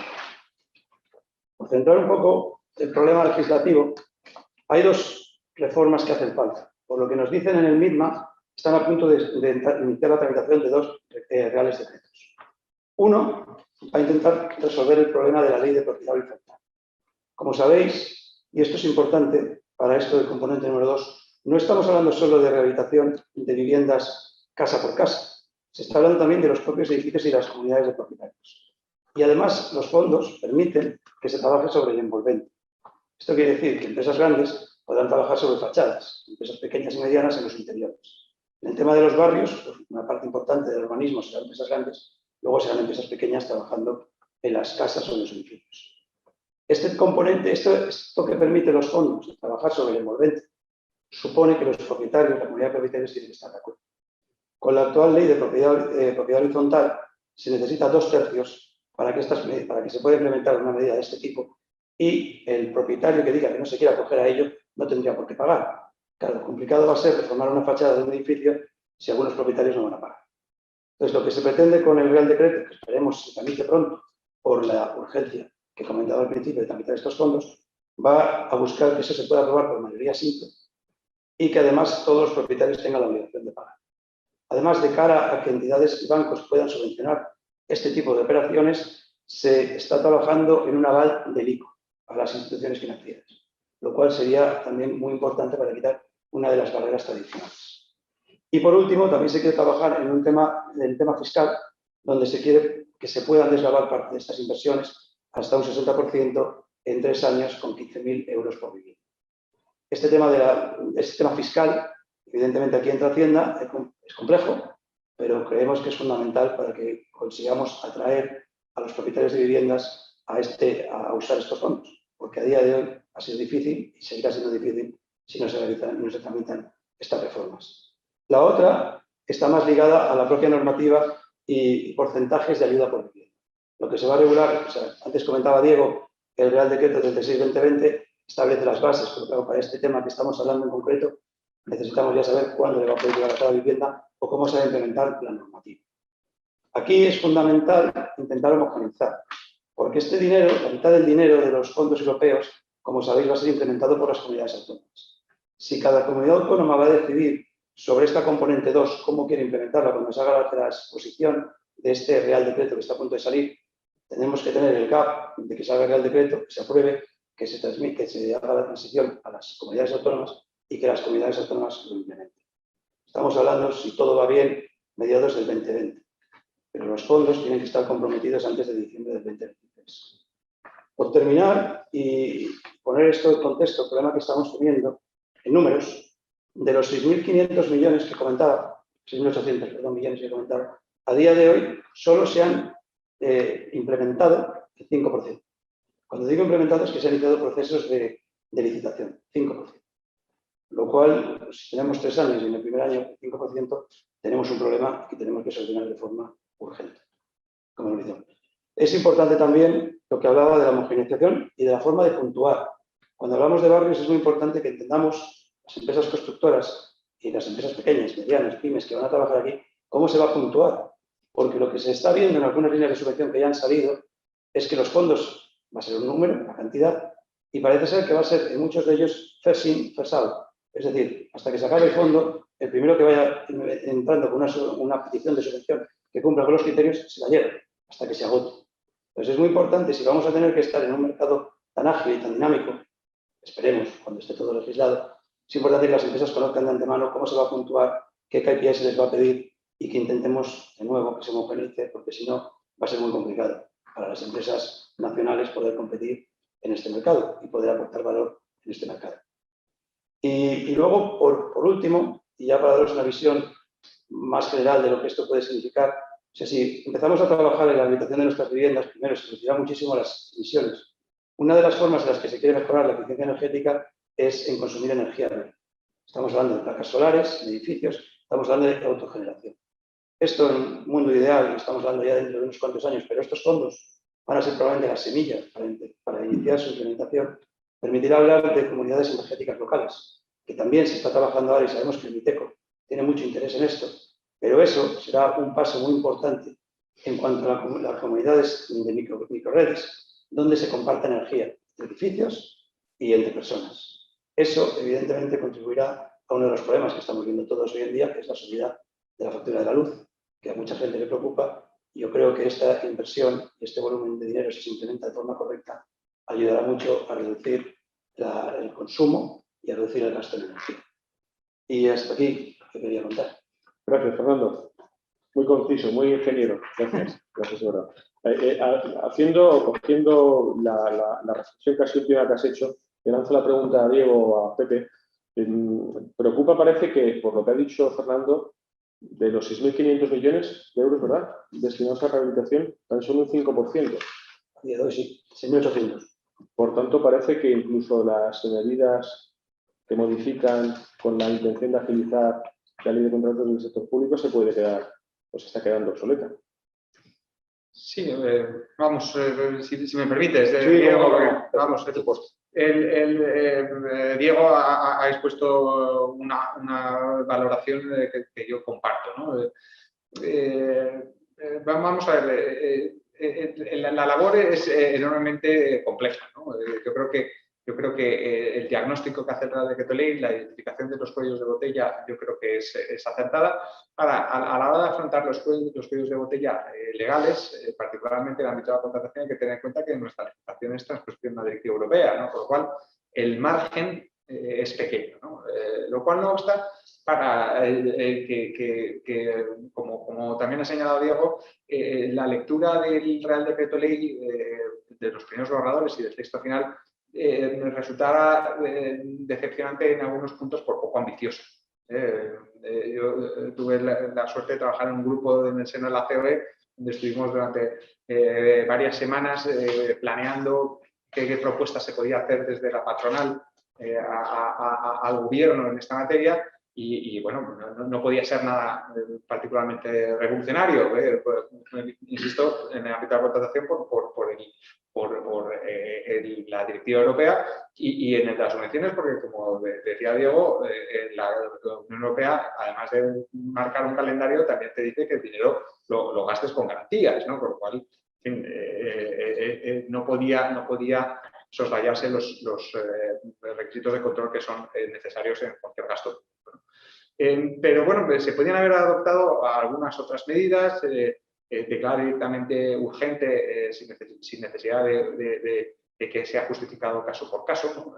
Lo que dice, como ha señalado Diego, es cierto que hay algunas especialidades en el propio procedimiento urgente, pero lo que viene a decirse es que se podrá declarar urgente. Bueno, es que eso ya lo decía la ley de contratos, no entraña ninguna novedad, ¿no?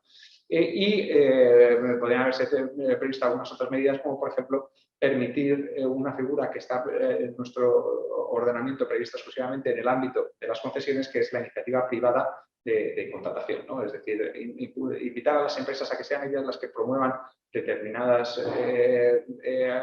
contrataciones y que el hecho de promoverlas, de identificar un proyecto que puede acometerse y cómo puede acometerse, evidentemente que no suponga que se le adjudique directamente, pero sí que se le da una cierta ventaja en 5 puntos en esa licitación y si no resulta adjudicataria se le indemnice por los gastos en los que ha incurrido. Son algunas medidas que desde la COE también se están promoviendo en estos momentos, desde el momento en el que el Real Decreto Ley fue convalidado y se acordó su tramitación como proyecto de ley por el procedimiento de urgencia, ¿no? Lo que sucede es que se está ampliando los plazos de enmiendas y hasta donde yo sé ese Real Decreto Ley tramitado como proyecto está en el Congreso encallado, sin grandes avances, ¿no? Pero yo creo que el gran reto, más que en los cuellos de botella legales, está en los cuellos de botella operativos. Lo ha señalado también Diego con todo acierto. Al final los procedimientos los tramitan personas. Entonces, bueno, la fijación de los plazos es relevante, pero bueno, los plazos a veces se cumplen, a veces no se cumplen, ¿no? Dentro de las defecciones de ese Real Decreto Ley se encuentran las modificaciones de la Ley de Evaluación de Impacto Ambiental, que lo que se dedica es a reducir los plazos a la mitad. Eso está muy bien, pero todos sabemos que se pueden reducir los plazos a la mitad, pero no cambiar la realidad si no se dota de más capacidades a las personas que están detrás de esos procedimientos, ¿no? Y es ahí donde probablemente están los grandes retos, ¿no? Y tanto Diego como Fernando han apuntado una posible salida, que es recurrir a asistencias técnicas. Entre otras cosas porque no se trata de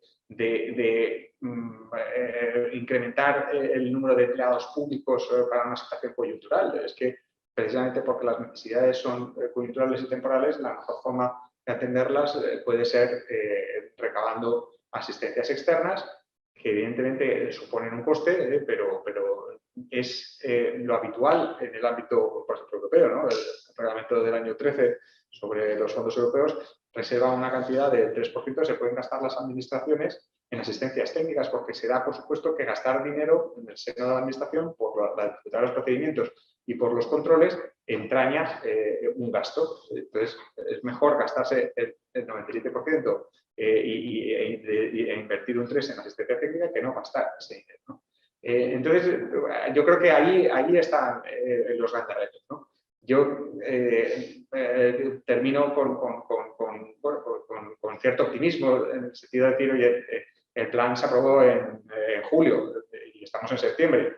Bueno, es pronto para llegar a la conclusión de que vamos a vernos impedidos para comprometer esos 70.000 millones de euros de aquí al 31 de diciembre del año 2023, ¿no?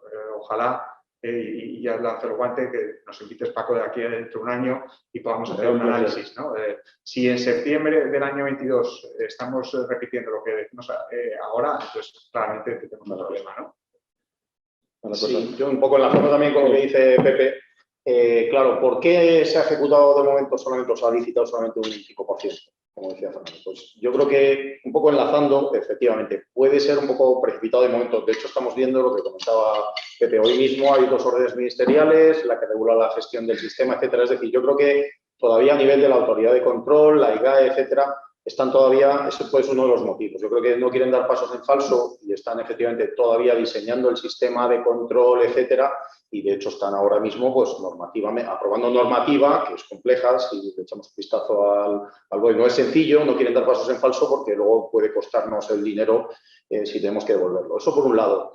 Y por otro lado, que yo creo que efectivamente, tal y como se ha configurado, y lo he leído en algún caso, es verdad que la gestión de los fondos tal vez esté demasiado centralizada. O sea, efectivamente, el Estado es el que ha asumido como responsable último el control de la distribución de los fondos, y es verdad que todavía a las comunidades autónomas no ha llegado, o está llegando vía conferencia sectorial, algunas cantidades, pero claro, todavía las comunidades autónomas tampoco tienen o han tenido acceso a los fondos, con lo cual, hasta que no les llega, pues también el iniciar la tramitación de los procedimientos, eso lleva cierto retraso. Entonces, yo creo que se junta un poco todo. Que no se quieren dar pasos en falso y se está todavía realmente aterrizando, porque este plan es completamente nuevo, es algo que para el empleado público, que es un ser que a veces es renacentista porque tiende a hacer un poco de todo, pero lo cierto es que la gente se acostumbra a los procedimientos y a los cauces. Pues cambiar de repente la mecánica, la filosofía e introducir muchas novedades en los procedimientos, pues la cultura administrativa es una cultura muy conservadora, poco tendente al cambio. La cultura del cambio y la administración son 2 figuras incompatibles. Entonces, hasta que se acostumbren los empleados públicos a tramitar, y también cuando vaya llegando el dinero, entiendo yo, con más fluidez a las comunidades autónomas, quiero creer que efectivamente se le dará un impulso. Quiero creer. Eso esperamos, como decía Pepe, que el año que viene o cuando nos reunamos aquí de nuevo, esto esté ejecutado, y en ese sentido yo también quiero dar un voto de confianza y tener una visión optimista frente al... Tal vez no tanto por la normativa que ayude o no, que es verdad que en cierta medida, como dice Pepe, estamos muy encorsetados, porque los contratos, las licitaciones de los grandes proyectos inevitablemente van a tener que sujetarse a las directivas comunitarias, a nuestra normativa. No podemos saltarnos muchos trámites ahí, pero quiero creer que efectivamente podamos ejecutar más, porque estamos al principio del proceso. Por lo que os he oído, la colaboración público-privada va a ser esencial, ¿verdad?, en la gestión de estos fondos. ¿Cómo está previsto llevarla a cabo? Yo, creo que uno de los puntos positivos del plan a día de hoy es la propia rehabilitación del concepto de colaboración público-privada, que durante casi una década ha estado denostado y que nuevamente se ha recuperado. Y se ha recuperado en un sentido amplio, ¿no? Voy a hacer una breve explicación conceptual que espero no sea particularmente tediosa, ¿no? Pero la colaboración público-privada, en un sentido técnico-jurídico, hace referencia a figuras muy concretas, ¿no? Que es una colaboración público-privada contractual, que son las concesiones de obras o de servicios, y una colaboración público-privada de tipo institucional, que generalmente se canaliza a través de una figura que ha mencionado Diego, que son las sociedades de economía mixta, ¿no? Pero fundamentalmente se trata de estas figuras a través de las cuales la administración, en lugar de simplemente contratar una obra, lo que hace es encargar a una empresa que la construye y la explota, ya sea una obra, ya sea un servicio, y asume el riesgo operacional de esa explotación, y de esa manera la administración no tiene que financiar la obra porque hay un peaje en la carretera o hay una explotación de un servicio. Bien, este es el concepto técnico. Ahora, hay otro concepto que es más amplio, que hace alusión a la colaboración público-privada para todos aquellos juegos de cooperación entre los dos sectores que buscan intereses, de satisfacer intereses públicos. Desde esa perspectiva, por ejemplo, se habla de un instrumento de colaboración pública-privada referido al PERTE, cuando al referido al PERTE es un camino especial de otorgamiento de subvenciones. Entonces, en ese sentido amplio, se puede decir que hay una colaboración público-privada siempre que hay una subvención. ¿Por qué? Porque se le da un dinero a unas empresas, generalmente ese dinero no cubre el 100% de la inversión, sino un porcentaje, y entonces, oye, pues yo lo que voy a hacer es impulsar inteligencia artificial en mis procesos o electrificar mi parque de vehículos, y voy a poner un dinero y usted me da una parte de ese dinero y entonces conseguimos un objetivo verde, ¿no? Entonces, en este sentido amplio, se habla mucho de colaboración privada desde el momento en que cuando se concibe el plan se dice que el objetivo último es que por cada euro público se movilicen 4 euros privados. Entonces ahí se llega a hacer estos grandes números de decir, oye, si vamos a recibir 140.000 millones de euros, al final son 500.000 millones de euros los que se van a movilizar, ¿no? Bueno, estas multiplicaciones no siempre funcionan, porque para empezar en la contratación pública tradicional, bueno, pues la empresa recibe el dinero y se ejecuta la obra, ¿no? Esto puede tener más sentido en un ámbito de subvenciones en el que, como digo, te subvencionan el 25%, eso significa que estás poniendo el 75% de inversión por parte de la empresa que recibe la subvención, ¿no? Bien, en este contexto es en el que se trata de promover la figura de colaboración público-privada. Ahora, volviendo a las figuras tradicionales, nos encontramos de nuevo con el problema del que Pedro nos ha hablado, ¿no? Que es la de ley de desindexación y particularmente el Reglamento de Desarrollo del año 2017, que fijaba unos límites a la rentabilidad de las inversiones en el ámbito concesional que arrojan un resultado a día de hoy de un 2%, ¿no? Porque tenemos en cuenta que los bonos a 10 años prácticamente están a cero y se sumaba 200 puntos básicos, pues ese es el rendimiento. 2% es poco, todos sabemos, para una inversión que tenga un mínimo riesgo.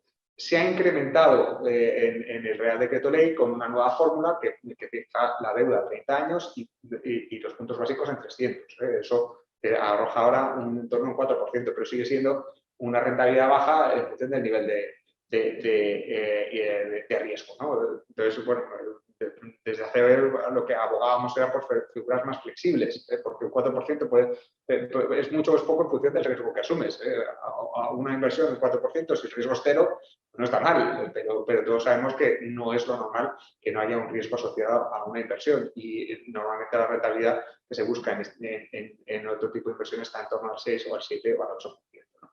Entonces, vemos como hay algunas barreras que superar que hacen que, a pesar de que en todos los discursos públicos esté presente las menciones a la colaboración público-privada, esta no siempre sea fácil de mantenerla en la práctica. Y al hilo es una cosa, es difícil añadir cosas después de lo bien que lo explicar, Pepe, pero me gustaría añadir un par de cosas. Primero, yo no quiero seguir el que hago en la fiesta, pero llegar a diciembre del 2023 es complicado. Y tenemos que todos asumir desde el principio que es complicado. España no lo está haciendo mal, otros países de Europa están peor. O sea que no estamos aquí criticando cómo se está haciendo aquí, porque se ha hecho mucho trabajo en ver cómo se implementa. Y hay mucha legislación que se está trabajando hoy en día y que se quiere sacar, como los 2 reales decretos que comentaba yo antes para la habilitación de viviendas, en los siguientes meses. Es decir, que sea un trabajo que se está haciendo importante. La colaboración público-privada, desde mi punto de vista, no está resuelta. Y tenemos la legislación que tenemos por transposición europea, como comentabas, y es la que hay. Pero cuando hablamos de iniciativa de sociedades de economía mixta, cuando el 51% del capital tiene que ser público, y además de eso va a haber que garantizar la concurrencia para ser socio, estamos hablando de un sistema que va a ser lento. Y cuando hablamos de iniciativas privadas, que tienen mucho interés y podrían ser muy interesantes para estos fondos.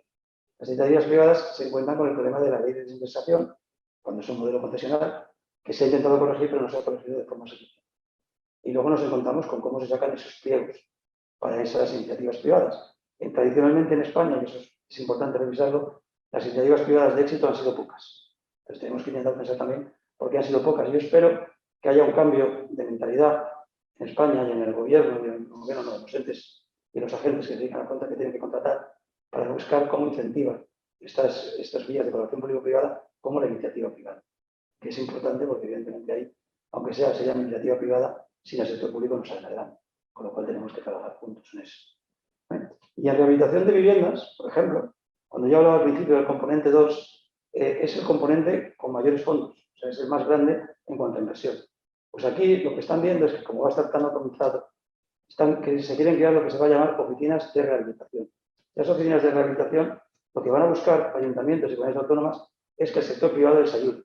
¿Y cómo les tiene que ayudar? Les quiere que les ayude montando esas oficinas donde lo que hagan es de cuerda de transmisión entre los fondos y el privado o el titular de una vivienda o comunidad de propietarios que quieren implementar esos fondos. O sea que estas oficinas de rehabilitación es una cosa nueva, ahora, pero es claramente una vía en la que los entes privados están colaborando con o van a colaborar con los públicos para implementar esta partida de componente 2, que como digo es la más grande de todas. Sí, y como te quería de hecho preguntar, Fernando, al hilo de la colaboración público-privada y por lo que hablábamos antes entre bambalinas, ¿no? La experiencia que conoces que existe en países como Canadá o Australia que de alguna manera agilizan este tipo de inversiones estableciendo, si no te he entendido mal, o maximizando y minimizando el riesgo en el que puede incurrir la constructora. Cuéntanos si te parece un poco sobre eso para que los que estamos y los que nos están oyendo sepan de este tipo de colaboración. Eso es muy interesante, creo que es una pregunta muy oportuna, aunque de difícil implementación en el actual marco legislativo europeo español. Pero eso no quiere decir que no tengamos que trabajar en esa vía, porque en otros países que mencionaré ahora, al principio también se veía como algo muy difícil de implementar y se está implementando. Los contratos colaborativos que tienen distintos nombres en distintos países, en el fondo lo que buscan es una agilidad en la licitación del contrato. Estamos hablando de contratos de miles de millones que se están adjudicando con este proceso. Agilizar la licitación del contrato, agilizar su ejecución y centrarse tanto el ente contratante como el contratista en ejecutar las obras, más que litigar o tener una relación comercial complicada desde el principio. Curiosamente, donde primero se están implementando son en los países anglosajones. Es decir, ahora mismo son muy comunes en Australia, en Nueva Zelanda, en Canadá se están empezando a implementar ahora, antes no existían, y en UK, en Reino Unido. Entonces, en todos estos países anglosajones, como comentaba, se están implementando estos modelos. ¿Por qué? Porque se han dado cuenta que por su sistema legal muchas obras acababan en contenciosos, en arbitrajes y en problemas, con lo cual la obra no se acababa nunca y acababa costando muchísimo más de la inicial. Y además, el proceso tradicional complicaba mucho el licitarlos. ¿Por qué se están acelerando en países como Canadá ahora en Nueva Zelanda? Porque aquí tenemos los fondos que llamamos Next Generation, pero ahí en el fondo lo que han generado es lo mismo, unos fondos que lo que tratan de recuperar su economía. Y claramente las infraestructuras es un vector de recuperación prioritario. Si quieren implementar cantidades ingentes de dinero, Australia, estamos hablando de 60.000 millones de dólares australianos, Nueva Zelanda 10.000, en Canadá 30.000, en este año lo que han visto es que la única forma de hacerlo para generar una recuperación de la economía post-COVID era yendo a este modelo de contratos. ¿Vale? Entonces, en ese sistema está funcionando y es contrastable y se puede ir a ver y testar. Es verdad que la legislación europea, esta exposición lo dificulta. Entonces, lo que tenemos que ver es cómo lo podemos implementar aquí. Aquí hay un modelo parecido, pero no igual, que es el modelo de emergencia. En Europa, en Italia, se usó en el famoso puente de Génova, que lo construyó Salini en 8 meses. Eso es un hito de la construcción, espectacular, y se licitó en 2 semanas. Es decir, no se licitó. Lo que hizo el gobierno allí es buscó entre los contratistas principales quién era capaz de hacer esa obra en ese plazo, quién tenía los recursos, el know-how, el conocimiento y la capacidad financiera.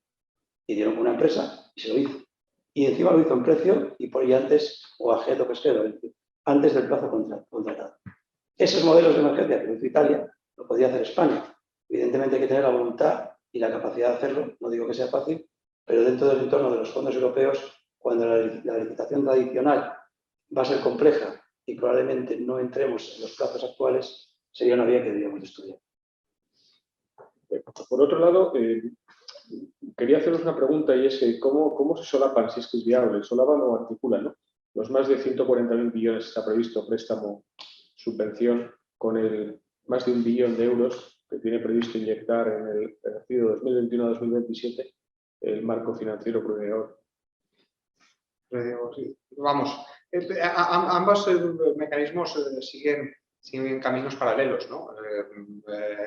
Cada 7 años se aprueban esos marcos plurianuales que incluyen fondos muy relevantes que están dotados, que son conocidos, desde el FEDER al Fondo Social, a las ayudas que se canalizan a la política agrícola común, ¿no?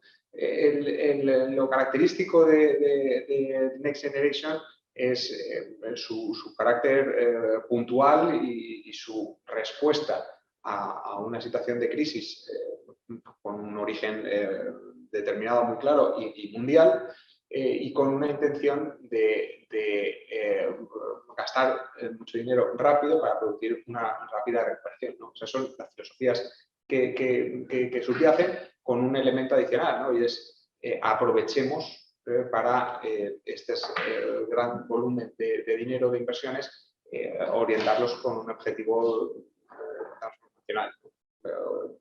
No nos limitemos a una recuperación basada exclusivamente en el gasto público, sino que ya que vamos a hacer el gasto público, que ese gasto público tenga una finalidad relacionada con determinados objetivos que se consideran relevantes, ¿no? Entre ellos el que más, ¿no? Porque, como decía Fernando, el mecanismo obligaba a que un determinado porcentaje, del 7%, es decir, más de una tercera parte, se dedique a la transición verde, ¿no? Entonces, ese es el objetivo, ¿no? Pero yo me atrevería a decir que ambas cuestiones transitan en paralelo. El marco plurianual se habría aprobado, yo creo que en unos términos muy parecidos, con o sin COVID. El mecanismo de recuperación y resiliencia no se entiende sin la situación tanto sanitaria como económica que hemos tenido que vivir.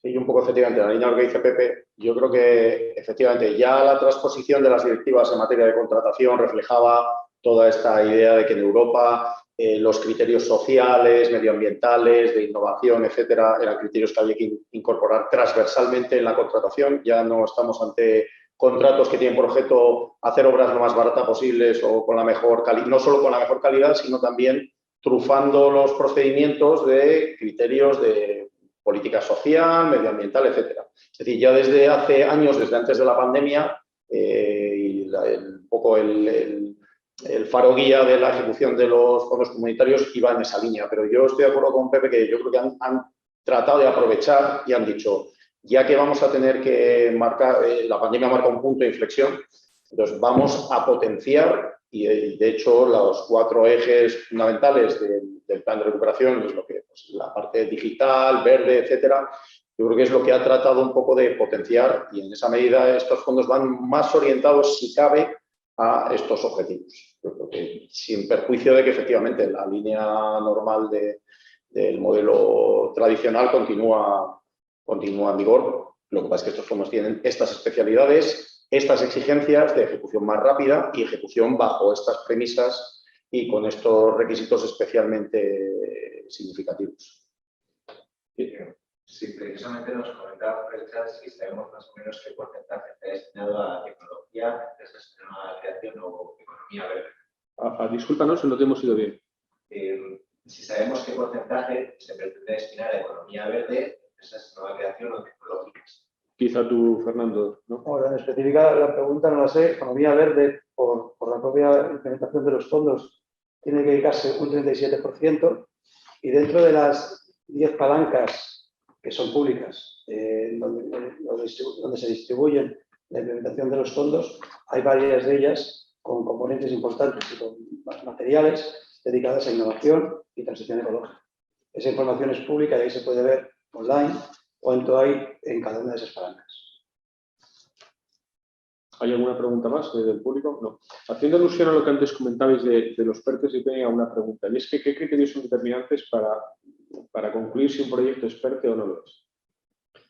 esa cuestión, vamos, Diego, vamos, es el Real Decreto Ley que Diego es el que mejor se conoce, ¿no? Pero vamos, la figura del PERTE está regulada en 3 preceptos, del 8 al 11 del Real Decreto Ley, y en ellos se regula expresamente qué criterios deben ser los que orienten una declaración por Consejo de Ministros de un PERTE. Ahora bien, esos criterios otorgan un gran margen de discrecionalidad, es decir, no un proyecto necesariamente por sus características va a recibir ese respaldo, lo cual no es óbice para que pueda recibir también ayudas, ¿no? Pero desde luego, ya aquí tiro de memoria, ¿no? Se habla de gran capacidad de arrastre, de favorecer entornos colaborativos, de favorecer la transición digital y verde. En fin, hay una serie de criterios que son los que permiten esa declaración de una determinada como PERTE. Como decía, el plan anuncia algunos, ¿no? El único de momento declarado es el del vehículo eléctrico conectado, pero está prevista la posibilidad que se articule como PERTE el desarrollo de la hoja de ruta del hidrógeno verde, ¿no? Es un tema que sin duda tiene un gran interés. Se habla también de un PERTE en el ámbito de la industria agroalimentaria, del mundo aeroespacial, de la utilización del castellano en la inteligencia artificial. Es decir, se han identificado determinados ámbitos donde se cree que la figura tendría sentido, ¿no? Yo soy de los que creo que hablando de capacidad de arrastre, habrá que ver que la capacidad de arrastre que tenga el primer PERTE, ¿no? que tiene el reto de ser el pionero y el que marque el camino, ¿no? Todos deseamos que sea exitoso, que produzca una capacidad de renovar la industria de automoción, que es de la que dependen un gran número de puestos de trabajo y que es una industria muy relevante en este país. Si esa transformación que busca el PERTE se consigue con esta primera figura, a mí no me cabe duda que irán desarrollándose los demás, de la industria agroalimentaria, que parece que es el siguiente, de la aeroespacial, en fin, y no es descartable que pueda incluso acordarse alguno más. Hay un tema importante a matizar en los PERTES, y corregirme o comentar lo que consideréis por vuestra parte, pero desde mi punto de vista, una de las razones de los PERTES es que muchos de estos proyectos transversales y tractores necesitan unos volúmenes de inversión muy importantes. A día de hoy, con la legislación europea, hay unos límites a las ayudas de Estado, que más o menos andan en los 15 millones. Evidentemente, si estamos hablando de 15 millones y que vamos a hacer un proyecto transformador, eso no es posible. Las inversiones estamos hablando de cientos de millones. Con lo cual, los PERTES lo que pretenden también es agrupar empresas y ayudar a trabajar sobre esos límites a las ayudas de Estado, como comentaba, de 15 millones, como una de las vías de que estos grandes proyectos tractores puedan salir de ese entorno. Yo creo que eso es importante ponerlo en contexto porque los que van a salir a futuro van a ser proyectos de verdad transversales. Y ese es uno de los criterios que va a apoyar qué proyecto puede ser un PERTE o qué proyecto no. Y para empezar tiene que tener un volumen suficiente y una capacidad tractora importante para poder ser declarados PERTES. Entonces, bueno, tenemos que ver cómo van a ir saliendo y cómo se van a ir implementando. Como decimos, este es el primero y yo creo que los PERTES son una muy buena iniciativa de cara a crear estos proyectos tractores. Ahí la pena es que efectivamente, como comentaba Fernando, el problema es que vamos con retraso porque el propio Real Decreto preveía que en el plazo de 3 meses se aprobaría un Real Decreto para regular los requisitos para la inscripción de las empresas en los PERTE y demás. Y tal vez ahí yo creo que la normativa también podía echar un cable y de momento ese Real Decreto me temo que vamos a tener que esperar o no se sabe, no sé si tenéis alguna noticia vosotros, pero ahí también eso fomenta en cierta medida también la inseguridad jurídica y no contribuye tampoco a estimular, más allá de los PERTE efectivamente que están pintados en el propio plan de recuperación, no estimula un poco tampoco la iniciativa privada de cara a promover nuevos PERTE, etcétera. Realmente el marco jurídico es importante para establecer una seguridad jurídica que permita realmente a las empresas pues, tomar incluso iniciativas de propuestas de nuevos PERTE. Y otro problema adicional con los PERTES es que por su transversalidad muchos de ellos van a afectar a varios ministerios. Entonces no estamos hablando de un PERTE, cuando hablamos de órgano de contratación, un PERTE no tiene por qué ser el del MINMA o del MITECO o del MINCOTUR, puede ser de los 3. Porque si de verdad es un proyecto transversal, probablemente sea de varios ministerios. Eso a día de hoy tienen que ver los ministerios cómo lo quieren articular. Y eso, aparte de la legislación pendiente, ese tema que es más de personas, que comentabas tú, Diego, antes, esas personas en distintos ministerios van a tener que crear grupos de trabajo conjuntos para articular los PERTES. Esa articulación de los distintos ministerios, de cómo articular la tramitación de los PERTES, todavía no existe. No es la tramitación de los PERTES, es la tramitación de cualquier proyecto transversal dentro de los fondos europeos, que pueden ser PERTE o no PERTE, pero que yo sepa, todavía no existe. Nosotros, por ejemplo, estamos viendo proyectos muy importantes de descarbonización de puertos que afecta a varios ministerios y a día de hoy estamos hablando con los ministerios a ver quién de verdad puede liderar esa transformación de los puertos españoles. Y no está siendo una tarea fácil porque no ha pasado. Y cuando las cosas no han pasado y hay que crearlas, pues tiene una dificultad adicional. En la memoria del PERTE, cuando se aprobó el 13 de julio, el PERTE del vehículo se acompañaba a una memoria donde hay alguna alusión a la gobernanza.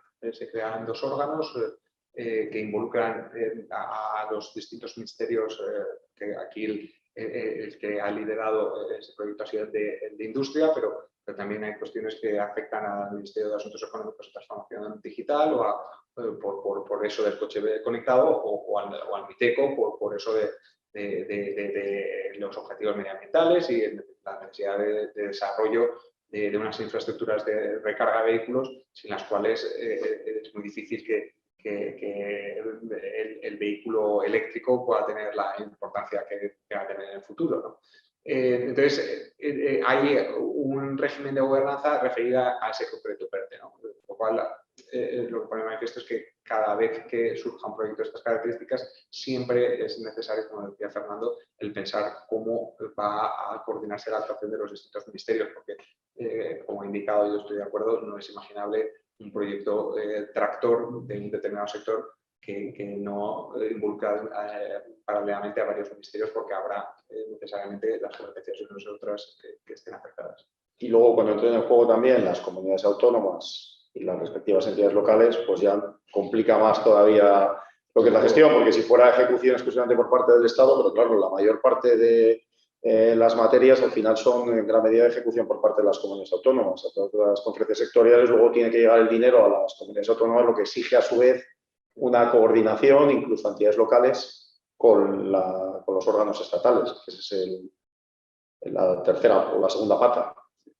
Porque están ya articulados los criterios o los parámetros que tienen que utilizar las empresas para adjudicarse los PERTE. Vamos a ver, el PERTE tiene varios hitos, ¿no? Como decía, al final el PERTE es un mecanismo a través del cual se canalizan ayudas, solo que ayudas que tienen un alcance mucho más importante y ahí ha dado Fernando en la clave, ¿no? Precisamente por su volumen y por sus destinatarios, es necesario que ese régimen se entienda desde el punto de vista de ayudas de Estado, ¿no? Pero en un contexto normal, el primer paso de cualquier parte tiene que ser un acuerdo de Consejo de Ministros que lo declare. Ese acuerdo de Consejo de Ministros tiene que ir acompañado de una memoria. Supuestamente, a continuación, lo que iría es la inscripción en el registro de las empresas interesadas en desarrollar ese PERTE. Lo que pasa es que eso cuenta con el obstáculo de que a día de hoy no me equivoco, esa orden ministerial no está aprobada todavía, ¿no? Y en principio no hay ninguna información pública en relación con la misma, ¿no? Porque para aprobar una orden hay que hacer un trámite de consulta pública que no se puede orillar por razones de urgencia, pero hay que someter información pública, hay que recabar informes. Ninguno de estos trámites yo tengo ninguna constancia, no hay información pública respecto de ellos. Y luego, a continuación, las empresas inscritas en ese PERTE son las que deberían concurrir a las líneas de ayudas que se lanzaran. Desde el momento que estaban inscritas en el PERTE, en principio ya no tendrían que acreditar su solvencia porque la solvencia para desarrollar la inversión que puede estar parcialmente subvencionada se comprueba en el momento de la inscripción en el registro.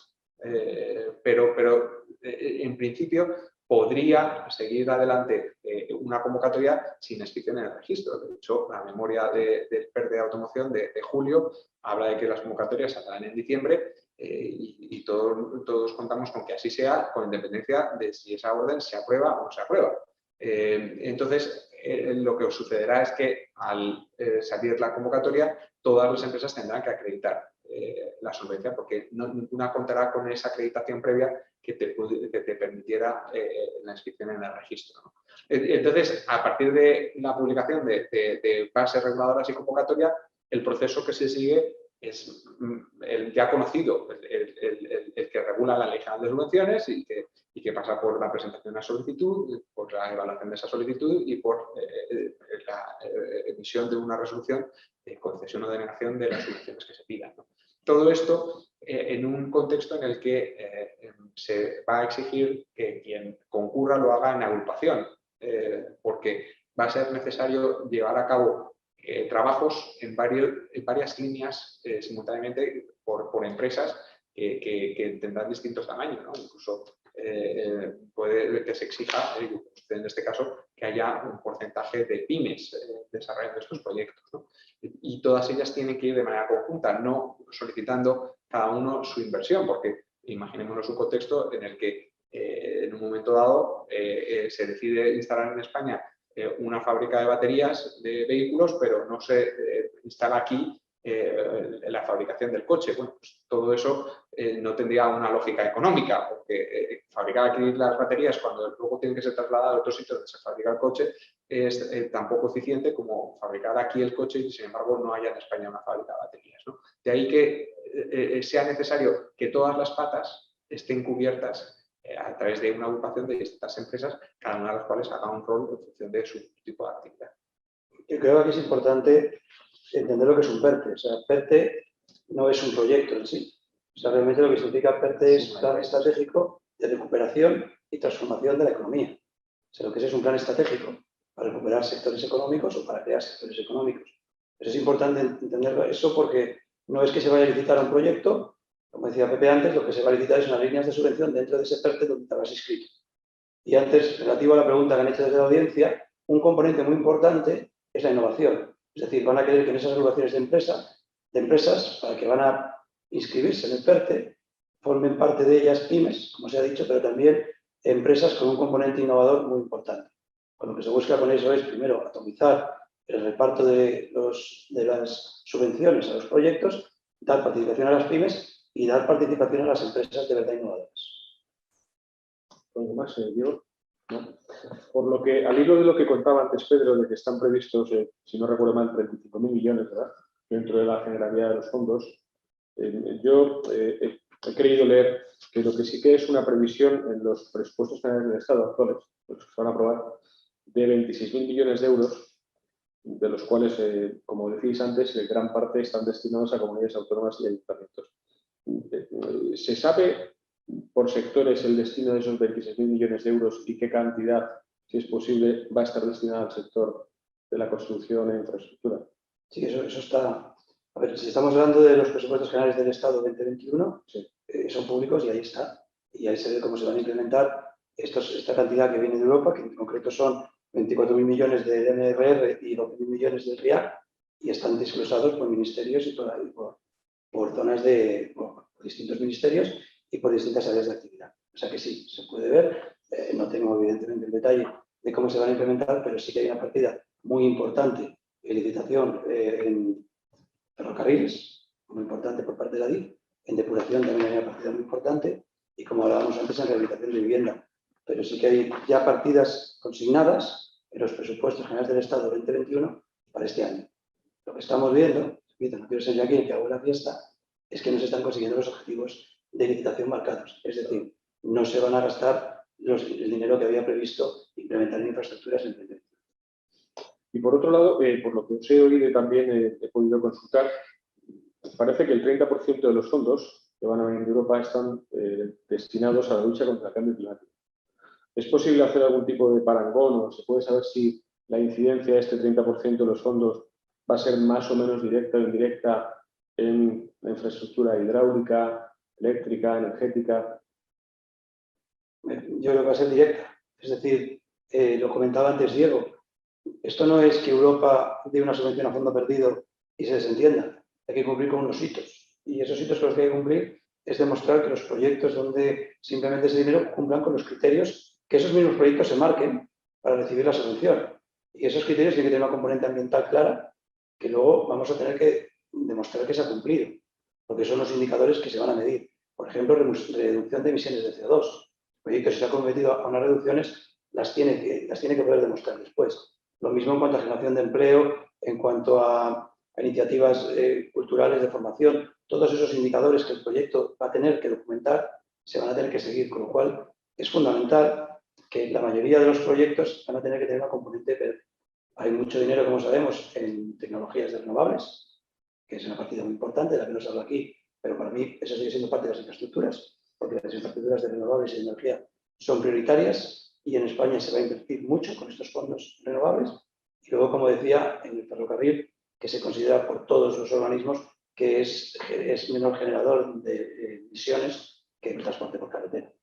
Con lo cual, con eso, por ese criterio es el que está marcando una mayor inversión en ferrocarril que en carreteras, por ejemplo. Y en depuración, donde, como sabréis, tenemos una larga tradición de multas europeas por no cumplir con los criterios, estos fondos deberían de permitir que se alcancen los criterios mínimos de depuración de aguas que establece la legislación europea. Y esperemos que así sea. Así es. Yo vamos, voy a añadir simplemente, y digo añadir porque suscribo todo lo que acaba de decir Fernando, ¿no? Que la presencia del objetivo verde es tan intensa en el plan que al margen de muchas de las inversiones están orientadas a la consecución de objetivos medioambientales, ¿no? El 39% de los fondos, si no me equivoco, tienen claramente ese objetivo.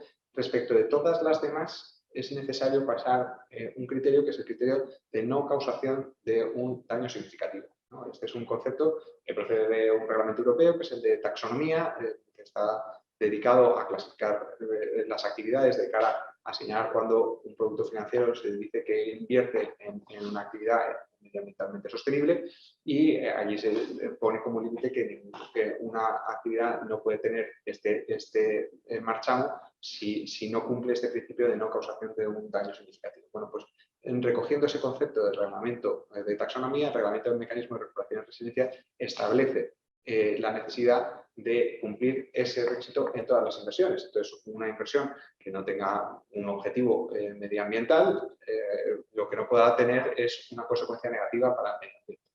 Y eso se exige, si se leen los componentes, hay una mención siempre a la evaluación de este principio y está valorado en cada una de las reformas y sobre todo inversiones que se prevén al plan. Es que al final yo creo que el tema es la transversalidad, esa idea de la transversalidad de los temas medioambientales, digitales, etcétera. Yo creo que al final, efectivamente, todos los componentes, como decía Pepe, como decía Fernando, tienen ese elemento de transversalidad de la parte ecológica y demás. Con lo cual, aparte de cumplir determinados objetivos, o sea, de facto, todos, la mayor parte de los componentes tienen incorporado ese elemento porque la idea es de transversalidad. ¿Hay alguna pregunta del público? Ángel, Sofía, ¿vosotros queréis apuntar alguna cuestión? Ya, con esas exposiciones tan brillantes, a mí me ha llamado la atención lo rápido que habláis, lo concretos que sois, que ojalá la tramitación de las licitaciones fuera así. En cuanto a si llegamos o no llegamos al 2023, yo recuerdo los problemas que hubo con el área sevilla con la ESCO, que no se llegaba, no se inauguraba, no se terminaban las obras y al final se terminaron en el último minuto de la última hora.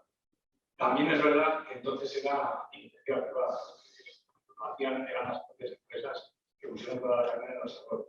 Y ahí voy otra vez a insistir en la colaboración público-privada, que yo creo que será objeto de más debates y mesas redondas. Me gusta mucho la idea de la iniciativa privada que has apuntado tú, porque es una cosa que existía antes y la que no la había muerta. Yo no entiendo. Porque es una forma de dinamizar el sector de construcción y de todo. Lo de los pliegos tipo me parece una magnífica idea y una solución. Hay que ver quién lo sabe hacer. Porque yo me temo que al final se acaba subcontratando a despachos que son los que los elaboran.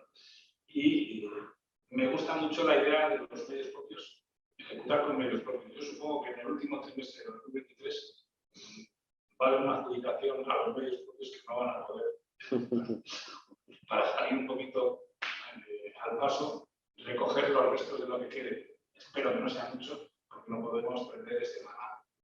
Y me viene a la cabeza Traxa. Y yo no sé si se pueden cambiar las condiciones de subcontratación de Traxa a terceros, por ejemplo. Es una manera de agilizar y flexibilizar la contratación de puestos. Sí, al hilo de lo que comentabas, Ángel, es verdad que los encargos a medios propios, a Pedro, pues ha salido un sarpullido y no lo entiendo, que efectivamente todo lo que va a un medio propio no se saca al mercado, no supone pues que no existe una concurrencia y demás. Pero al final la clave es eso, tú le puedes dar a un medio propio encargar de una prestación, una obra o lo que sea, pero el medio propio tampoco, si estamos hablando de que no había empleados en la construcción, esos mismos empleados son los que están en empresas o en Traxa, etcétera. O sea que al final va a tener que subcontratar. Sí que es cierto que con la Ley de Presupuestos Generales del Estado se modificó el artículo 32 de la Ley de Contratos y lo que inicialmente era una restricción muy clara del 50%, que no se podía subcontratar por parte del medio propio, y más del 50%, si leemos el artículo modificado por la Ley de Presupuestos ya hay trampa. O sea, si tú lo justificas y el papel lo aguanta todo, el medio propio va a poder subcontratar, no voy a decir que el 100%, pero casi una parte importante. O sea que lo que pasa es que de facto al final volvemos al mismo cuello de botella, porque también Traxa tiene que seguir tramitar los procedimientos como poder adjudicador de la Ley de Contratos. Es verdad que es un poco más flexible, pero ya no es tan flexible como antes. O sea que digamos que desplazamos sobre Traxa, le hacemos el encargo, INECO, ISDEFE, los medios propios, pero luego a su vez ellos se van a ver con el problema y me consta que ahora mismo en algunos medios propios están desbordados por eso que comentaba Pepe de la ayuda, la asistencia técnica, cómo se ejecutan los proyectos. Ahora mismo hay muchos medios propios que están ya asfixiados ayudando a los ministerios en los diseños y luego de facto al final van a tener que subcontratar y al final es llevarlo al mercado por la vía indirecta. Se lo doy a un medio propio, a un encargo medio propio y luego lo va a tener que subcontratar. Pero ya te digo que en concreto la flexibilización de la posible subcontratación por parte del medio propio en la Ley de Presupuestos del año 2000, o sea, de Ley de Presupuestos para este año, ya lo cambiaron y dieron un margen de flexibilidad muy importante. Sofía, ¿quieres hacer alguna pregunta, matiz? Perdón, gracias. Pues a mí me ha gustado la idea que comentaba Pepe de asistencia técnica externa, que creo que puede ser de gran ayuda, puede agilizar las cosas. Y quería preguntarle a Diego si no hay ninguna iniciativa dentro de la administración, que tú sepas, tampoco tienes por qué saberlas todas, para acudir a esto, pues por ejemplo lo que apuntaba Ángel de separar pliegos. Por lo menos para proyectos que sean del mismo sector, que se parezcan, que no haya pliegos muy diferentes en diferentes provincias. ¿Hay algún tipo de...? Bueno, yo ahora la verdad es que estoy en un sitio distinto, que es la autoridad administrativa, una autoridad administrativa independiente, que es la IREF, entonces no tengo realmente acceso a esa información.